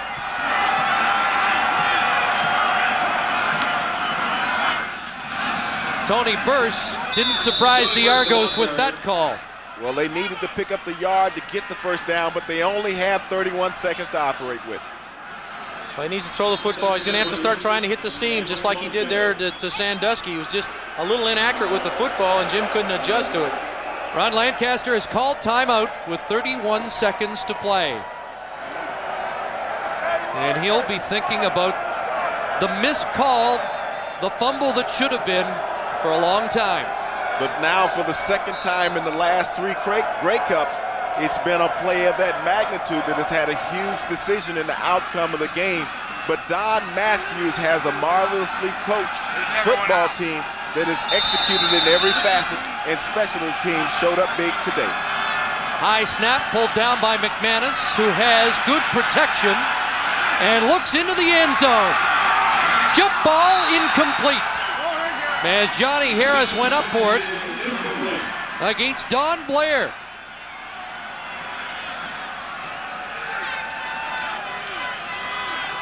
.22 seconds on the clock. Well, Michael O'Shea signed with the Argos, felt this was his best shot at a Grey Cup, and touch of irony, he had his old locker back. The Argos in the Hamilton dressing room this week. Remember when Edmonton won in '93? They were in Calgary's dressing room. Arch rivals. Here's McManus on second down. Over the middle, Tolbert makes the catch at the 6-yard line. 21 seconds left. Well, they just lost 3 seconds off of the clock. The clock is supposed to stop with the dead play. There were 23 seconds left when he went down when Tolbert went down with the reception. They need to get that clock adjusted. Danny needs every second he can get. Saying a little Southern Ontario bias here by the clock timekeeper. Not in Hamilton if it favored the Argos. This is a great finish to this game. Danny McManus once again marching his team back down the field. David said he had the best drive of the game late in the third, beginning of the fourth quarter when he marched 74 yards for a touchdown. Seems he'll get one more chance to pump it in for 6. Well, he deserves a salute today, Danny McManus. 24 of 36, 406 yards. Couple of touchdown passes. And one unfortunate mistake that he'll be labeled with on a tip deflected ball that went off of Darren Flutie into the hands of Adrian Smith for an interception return for a touchdown. The officials conferring. Not sure whether they're trying to determine how many seconds could be added on. Mike Kislak, 20 seconds left. David Archer's center a year ago. Well, you know, this is what it's all about, Chris. I mean, all the emotion, all the jubilation, the months of preparing, David, when players come into a game of this magnitude, and all you want to do is walk out victorious. It doesn't matter what the final score is. You just want to have a chance to sip from the cup. Yeah, the money will be gone in no time, but you'll always have the ring, and you'll have the camaraderie of the teammates that you won a championship with, and those are the things you hang on forever. The memories of it, I mean, it's never ending. Here's McManus looking to the end zone, and incomplete. Eddie Brown was his target. Well, Adrian Smith is celebrating there, but the ball was thrown behind Eddie Brown, and so Eddie had no chance to make the play. Adrian really didn't do much there, but Danny's still trying to stick it in the end zone. You got to love this guy's heart, still fighting to try to make something happen. You know, we saw the Grey Cup go by moments ago, and you think about all the names that are inscribed on that Grey Cup, the players who have received rings, and even before they were handing out rings to players. That's the one lasting memory that you'll always have from your professional career. Second down, McManus into the end zone, Tolbert, touchdown! So it's not done yet. 9 seconds left.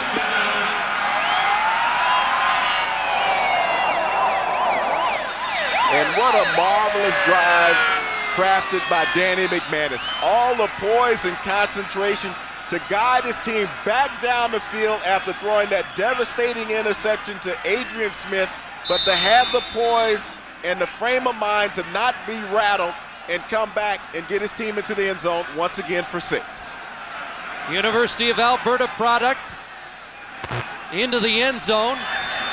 Sean Fleming adds the extra point, 43-37, and there's Doug Flutie's wife, anxious now because she knows there'll be a short kickoff before this is over. And I want to go back to a point that David was making earlier. 1993, Sean Fleming, the hero of the 93 Grey Cup. He was 6 for 7 in that game. Tonight, he has missed 3. The difference in the game is 6 points. That's 9 points that Edmonton did not get on the scoreboard. What a lovely shot. The Earl Grey Cup, the symbol of Canadian Football League excellence. That last Eskimo drive, 10 plays, 69 yards. They used a minute 13. McManus to Tobert to cap it. And you wonder, Fleming's kicked a lot of field goals in snowy, slippery conditions, but he didn't kick a lot this week because of the Charlie horse. He made a saving tackle on Marvin Coleman in the final minute of the Western Final. And you wonder if that's the reason he was ineffective today. Well, he was 5 for 6 in that game last week in the Western Final versus Calgary. Kicked all the points that Edmonton scored to get here to the Grey Cup. This season, he hit on 82% of his field goal attempts compared to 69 last year. So he had a much more successful season, but as in the season finale, he just wasn't able to get it through the uprights. Let's see if they can execute the short kick as the Esks stack this side of the field. It's up for grabs. On the turf, Argos have it and a flag down. Now, I'm interested in the call here. I think what they're going to call on the Eskimos is interference because you can't call no yards on the kickoff because it's a live ball, so it's very difficult. They're going to hit Tony Burch. You see several Argonauts going after him. But, you know, this is something you don't need to have any nitpicking. The game is in hand if you're the Argos and you've recovered the football. Just take it and down it and celebrate your championship. Argos last winners in 1991. Doug Flutie's ready to decline the penalties. And I think the myth will be dispelled about Doug Flutie not being able to play in cold weather. Mike Vanderjet celebrating. Edmonton, number 34, decline, first down. Chris, I want to make this point. Doug Flutie has averaged 33.7 points a game in the playoffs and Grey Cups. And you think about it tonight, there's 43 on the board for Toronto. The problem has been is that his defense has not been able to stop the opposing teams from outscoring his offense. But Doug Flutie will celebrate his second championship tonight. Well, one point I would like to make, and I concur with you, James, on that, but I would like to say that Doug's had a tremendous amount of help today. He didn't win this by himself.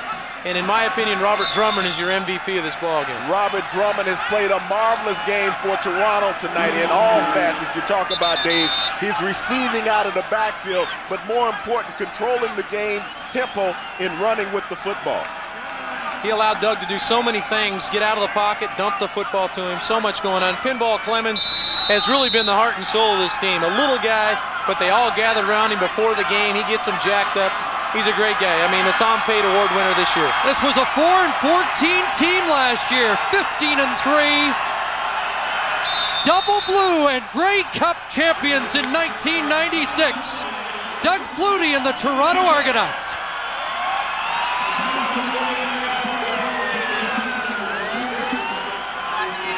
What an outstanding effort by the league's MVP in the double blue to bring the Grey Cup back to Toronto once again in 1996. You have to take your hats off to him. You spoke about the 15-3 regular season record to waltz through the playoffs. 43 points last week versus Montreal. 43 points tonight versus Edmonton to wrap it all up. There's the class of Doug Flutie immediately looking for his brother, and then Danny McManus and Ron Lancaster. We'll talk about the call that went against him, a costly fumble that was erased by the officials late in the game. You know, he was such a fiery competitor as a player, and he still has that fire and tenaciousness as a coach.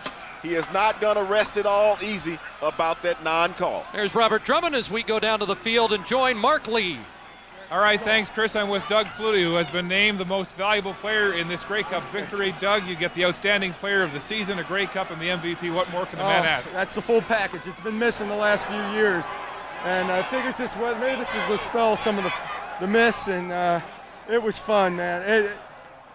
Guys just played their heart out, and the big plays, I don't know, look at the score, 43-37. When was the last Super Bowl like that? No, they're always exciting at Grey Cup time here in Canada. Tell me about your decision to wear the gloves for the first time. I've messed with it over the years, and the problem is that if it's really cold, today wasn't that cold, if it's really cold, your hands freeze with these gloves, but it does give you a consistent grip. So, I mean, I can throw the ball in them, but if the temperature drops too low, you got to go to the hand warmer thing and just leave your bare hands, because once they get cold in gloves, you can't get them warm. It looked like it took a while early in the first half for the offense to get its bearings in these conditions. It was just a couple sloppy plays. We had a drop ball in the first drive and had to punt. We tried the direct snap, and it went high over Drum's head. A bunch of little things like that, but big play on special teams, big play on defense, helped secure the win. Doug, congratulations. Thank you very much. Doug Flutie, the MVP of this Grey Cup game. Let's go to Scott Oak. All right, Mark, and here are our game day analysts, Kent Austin of the Winnipeg Blue Bombers and Dave Sapunjas of the Calgary Stampeders, as we watch Don Matthews celebrate this Grey Cup victory. Kent, first of all, what about the call? That'll be debated for a long, long time, and it's too bad that had to happen in a well-played game like this. Well, it really is too bad, and I just hope that the focus in the media tomorrow, and though you know it's going to happen, it's going to be centered on that call, and it's too bad that it happened. But you know what? It never comes down to just one play, although that was a very, very key play in the game. Dave, Doug Flutie, I think, would be upset if anybody made a big deal over how well he played in this kind of weather, because he's always tried to make the point that it's not a big issue that, yes, his hands froze back in '93 when it was 40 below, but did he make a statement today? I think he did.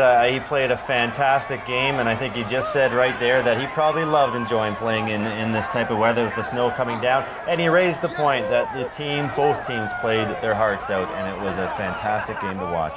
And the Argos win, and there was a hometown factor in this victory. We just saw one of them, Paul Mazzotti, Mike Morielli, both from Hamilton. They realized a dream by playing for the Cup at Ivor Wynne before a huge contingent of friends and family. And there's Doug Flutie celebrating. I'm told the Grey Cup is just being brought onto the stage, and we're getting set for the presentation. Can't a word about Don Matthews and his proficiency as a head coach in this league. He is probably now the greatest current coach in the CFL. I don't think there's any doubt that he's the best coach in the CFL. I think he's in a class by himself, and I'll go one step further. I think Don may be one of the best coaches in North America. He's coached up here in the CFL his whole career, but I think you put him in any league on any level, and he's going to be just as successful. Dave, a word on the performance of the Edmonton Eskimos. They played very, very well today. I think Ron Lancaster and all the players have to be very proud of how they played. They came in here and they knew they were against Doug Flutie and a fantastic team that was built by Don Matthews, but they have to be proud of how they played. All right, back out to the field, and here's Steve Armitage. Ladies and gentlemen, the Cup is back home in Canada. It gives me great pleasure to call upon the Commissioner of the Canadian Football League, Mr. Larry Smith, to present the Grey Cup for the 84th time. Bob, on behalf of all the fans here today and the CFL, congratulations to the Toronto Argonauts. You guys played a great game, and you deserve to win. All the best to you, Bob. Thanks, Larry. I want to pass along our congratulations to the Edmonton Eskimos for a hard-fought battle and for all the fans who came out tonight to see another great Grey Cup game. I'd also like to thank our fans who have stuck by us through some lean years. And here's the Cup! The Cup, Ivan! The Cup!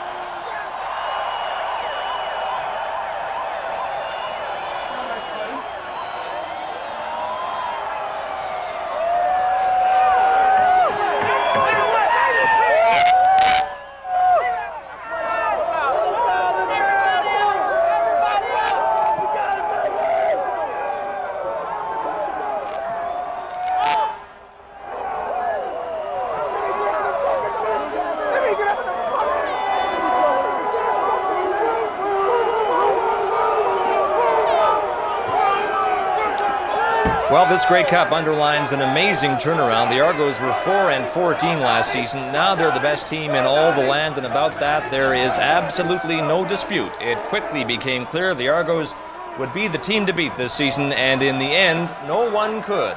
We'll return to Ivor Wynne. 43-37 the final, and so the Toronto Argonauts are Grey Cup champions. The team president, Bob Nicholson, hoists the cup. In the 87 Halton High School Region Final, Mike Vanderjagt booted the winning field goal for the Oakville White Oaks here at Ivor Wynne Stadium. The stakes were a touch higher today, and Vanderjagt came through with 5 field goals for the Argos. They were huge. Vanderjagt was 100%, and that was one of the differences in the ballgame. On the other hand, Dave, Sean Fleming will have all offseason now to think about the 3 he missed. Yeah, that's tough. He missed 3, and they were costly points, but Cunningham missed a touchdown as well, so that maybe offsets it all. General comment on this game, it really exceeded expectations, did it not, for a game played in these conditions? I certainly wasn't expecting the game to be this high scoring with 2 great defenses. I think one ranked number 1 and 2 in the league, but the offenses showed up and both quarterbacks played great. Quiet moment now in the Toronto Argonaut locker room. This is a tradition that Don Matthews engages in after every game. This time, though, they're celebrating a Grey Cup victory. And full value for it were the Argos. They had all their weapons on display, I thought, today. Dave Sapunjas, Jimmy the Jet Cunningham going in the first half, Robert Drummond in the second half. Truly is an awesome team. Yeah, they put together a great team at the start of the year, and that locker room there won't be quiet for long. They'll be celebrating throughout the night, and absolutely a great year for Toronto, and deservingly so. You had nothing but praise for Doug Flutie the entire evening as you watched him play. Professional courtesy, I guess, that you're able to marvel at almost every play that he pulled off. You ever seen him play so well? I guarantee you it's more than professional courtesy. I mean, the public out there, I hope you really have a healthy respect for what Doug can do. He's the best player that I've ever seen play this game, and again, he continues to make plays and pull off plays in a magical way in adverse conditions as well as dry conditions. He's by far the best quarterback I've ever seen.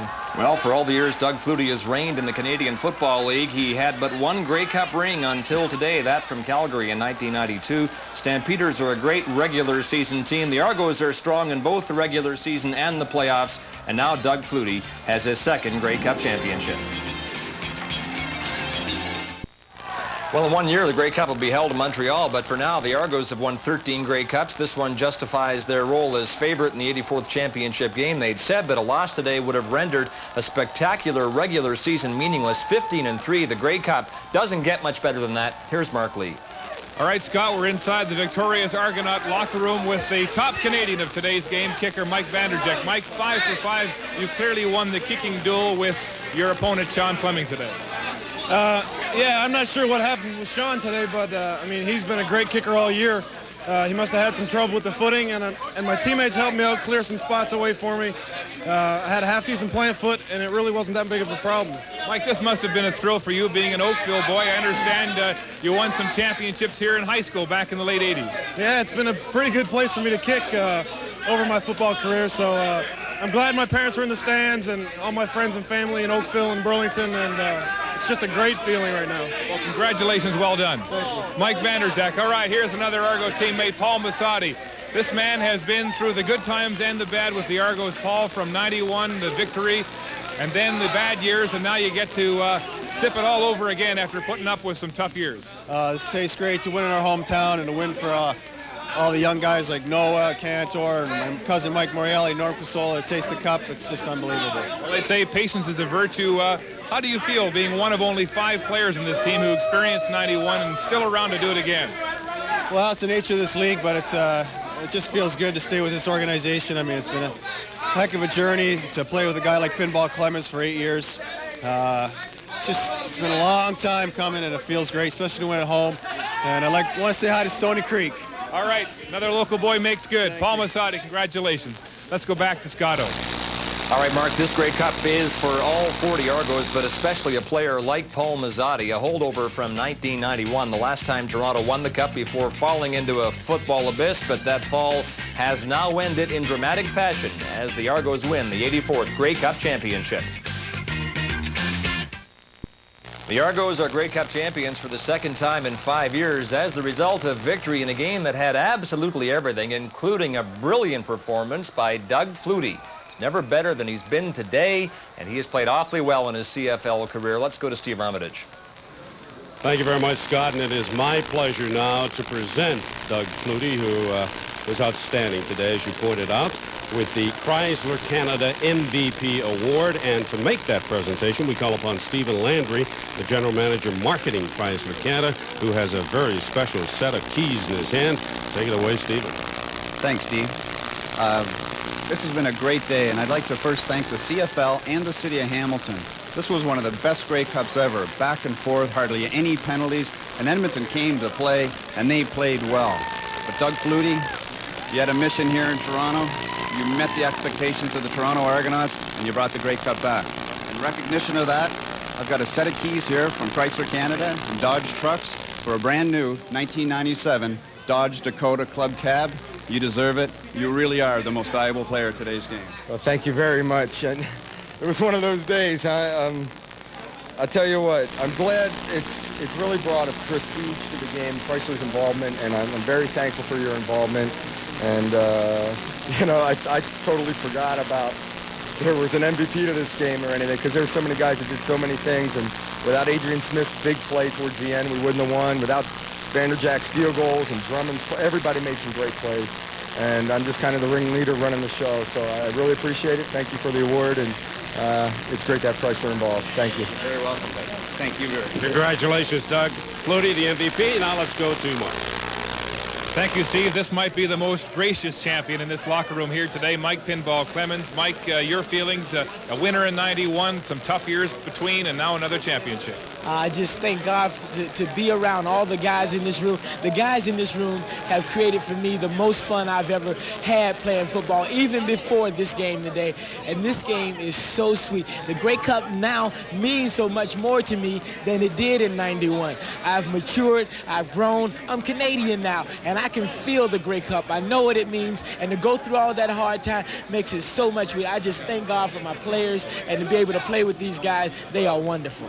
Mike, I understand you actually contemplated quitting this team 5 games into the season. What's going through your mind now considering that? That wasn't quite accurate. No, I didn't contemplate quitting the team. There was some rough spots there. And, you know, early on, I didn't know my role. My role wasn't, wasn't maybe clearly defined yet, but I definitely didn't think about quitting. You know, you always want to be a part of everything that's going on. And that was a rough period for me, but it definitely all played off. The persistence paid off. And I like to quickly pay tribute to an Edmonton team that was just awesome today. And man, they gave us some just stiff competition, and there's no easy way right now, but you know, for those guys, there's no easy way. But yeah. Okay, Mike, thanks for your time today. Congratulations. Thank you very much. Let's go back to Steve now with another presentation. Thank you, Mark. This time it's the top Canadian, Mike Vanderjagt of the Argos, and Allison Patterson of Canadian Airlines joins me to make the presentation. Allison. Thanks, Steve. Mike, on behalf of all the employees of Canadian Airlines, what a game, 5 for 5. And what we have for you is a trip for 2 on Canadian Airlines anywhere in North America. Congratulations. Well, thank you very much. I appreciate it. Where are you going to go? Hopefully to the sunshine. Oh, yeah. After today, I'll go anywhere where it's 90 and above. Mike, congratulations. The top Canadian, Mike Vanderjagt of the Argos with 5 field goals. Mark, back to you. All right, we're joined now by the Jet, Jimmy Cunningham, who unleashed a beauty in the first half, an 80-yard punt return for a touchdown. What's going through your mind right now, Jimmy? Right now, you know, I'm real happy with the win. You know, I'm kind of upset that I dropped a touchdown pass, you know, that could have put the game away. I think it was in the 3rd quarter. But, you know, I'm happy with the victory, and, you know, we're the Grey Cup champs. Jimmy, do you think the club caught a break on that Doug Flutie fumble in the 4th quarter?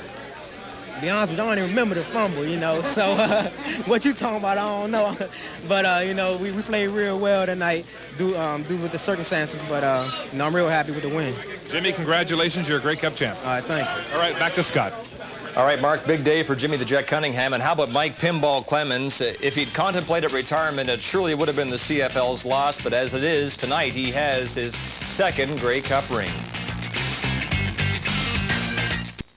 The Argos are celebrating here at Iverwin Stadium, no one more so than veteran linebacker Don Wilson, who's had an incredible tour of duty. He goes 4 for 4 in this championship game, and let's go to Mark Lee. All right, thank you, Scott. 4-0 in Grey Cup competition. This might well be the Argo lucky charm. Well, you know, I've been fortunate and blessed. God has blessed me to be on some great teams, and and all 4 championship teams I've been on was a great bunch of guys. And I'm just so happy to be a part of this. I'm glad that Don Matthews believed in us, believed in me, and to keep me here this year and to believe in our team.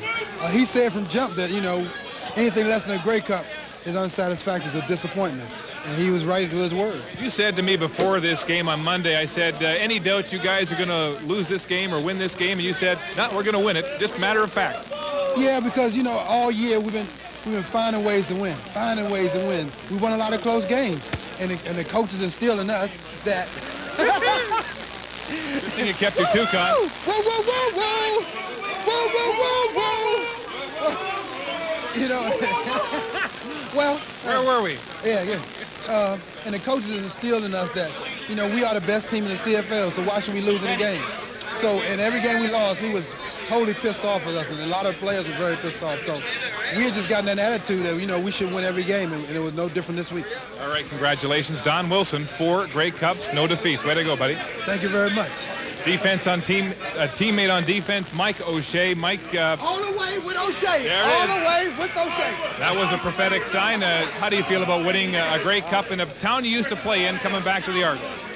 I guess it's a little bit ironic, but I tell you, it make no difference where we played it. I just very fortunate to land on my feet in Toronto and to get an opportunity to play in the Grey Cup and to play with the good luck charm Donnie Wilson, 4 for 4. So there you are up on the TV right there, making a great hit. Should have been a step quicker. Might have been able to strip the ball. Tell me about playing in these conditions, Mike. With all the snow on the field, did it favor the defense or the offense? Oh, I don't know. I don't think that either defense has played terrifically at all, but. You know, we managed to get the job done and managed to get a victory, and you know, it just feels great. Mike, congratulations. Thank you very much. Mike O'Shea of the Argos, now to Steve Armitage. Thank you, Mark. I'm in the Eskimos dressing room with head coach Ronnie Lancaster. And Ronnie, it's one of those games you hate to see somebody lose.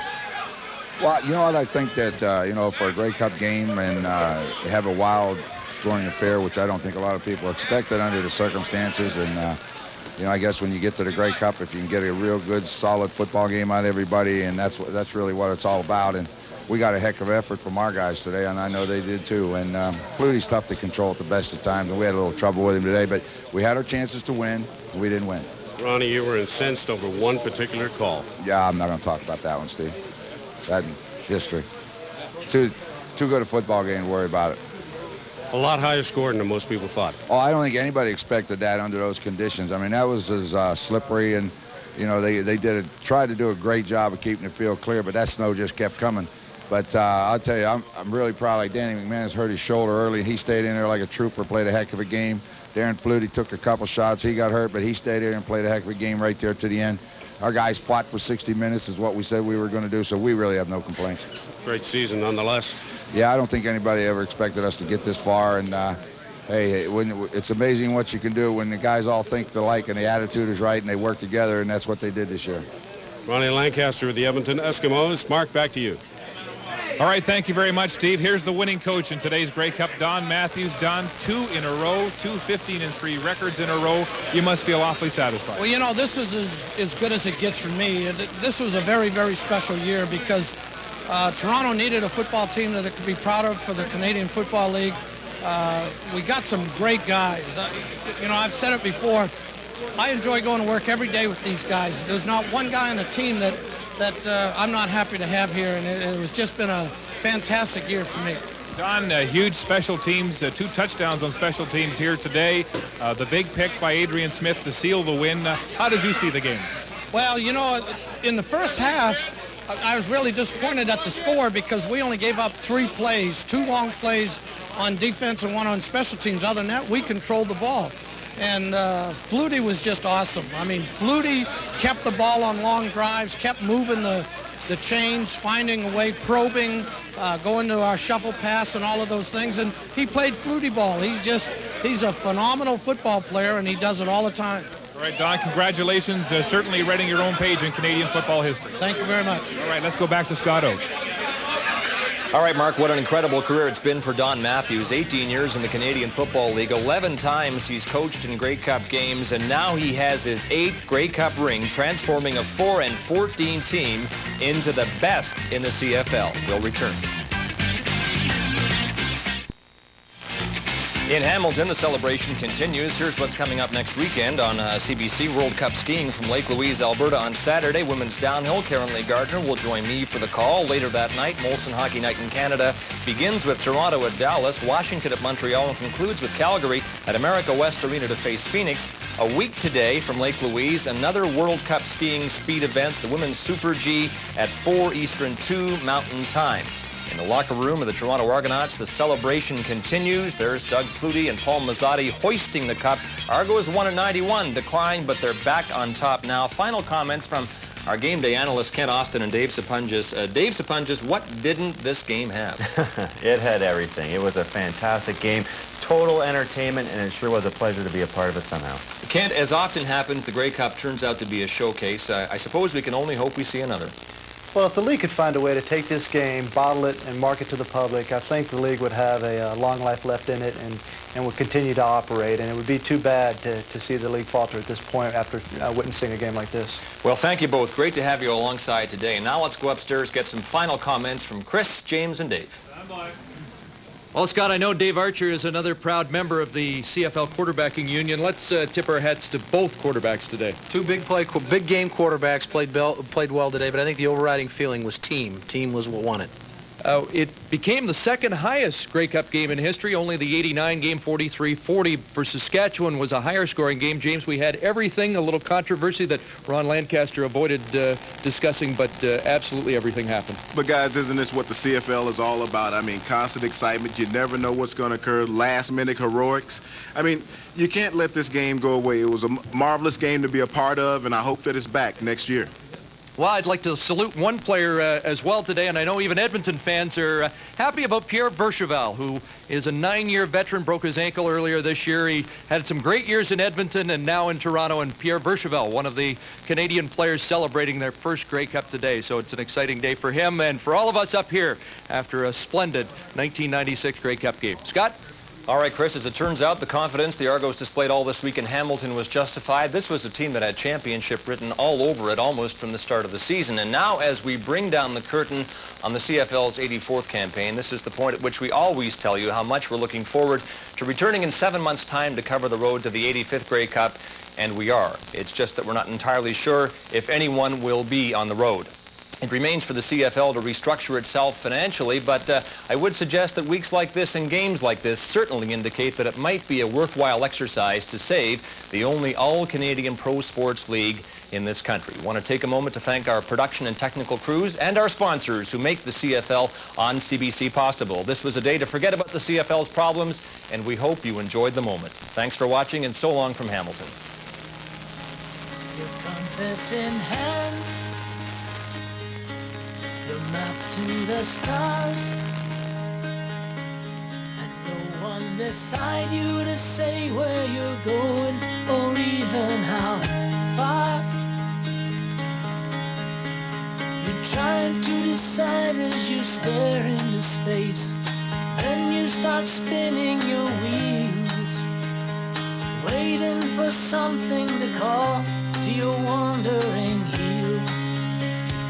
That's how it feels. Some roads will get you to heaven, some roads will wear down your shoes, some roads you know will be hellbound, but there's a road that'll get you through.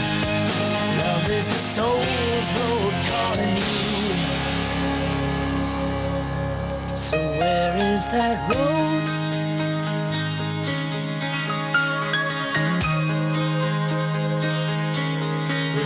Of a kind,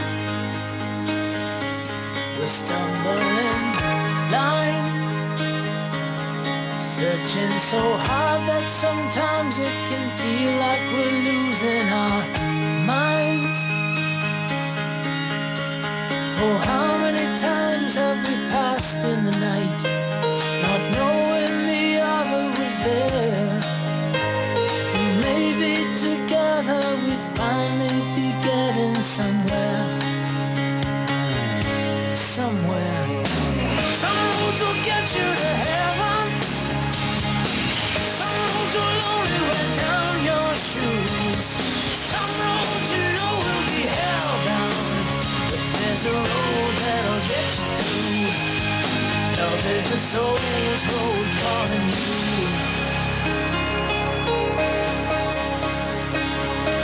So where is that road? Racing around in a million directions. It's hard to know which way to turn. Suddenly there she is, just up ahead. When love turns their calling, you go on and follow that road. Follow that road.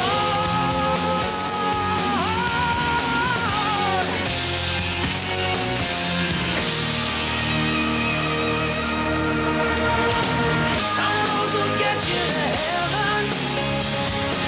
Some roads will wear down your shoes. Some roads you know will be hellbound, but there's a road that'll get you through. Love is the soul's road calling you. Love is the soul's road calling you. Love is the soul's road calling you. So where is that road?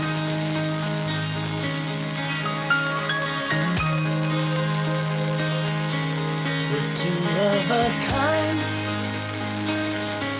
We're stumbling blind, searching so hard that sometimes it can feel like we're losing our minds. Oh, how many times have we passed in the night, not knowing the other was there? Maybe together we'd finally be getting somewhere. Somewhere.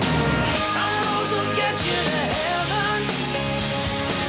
Some roads will wear down your shoes.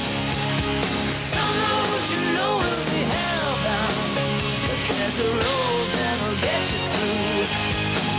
Love is the soul's road calling you. Love is the soul's road calling you.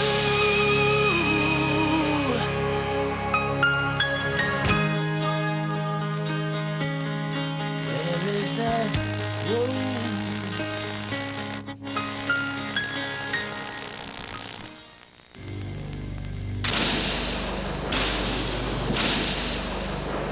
CBC Sports, home of the champions.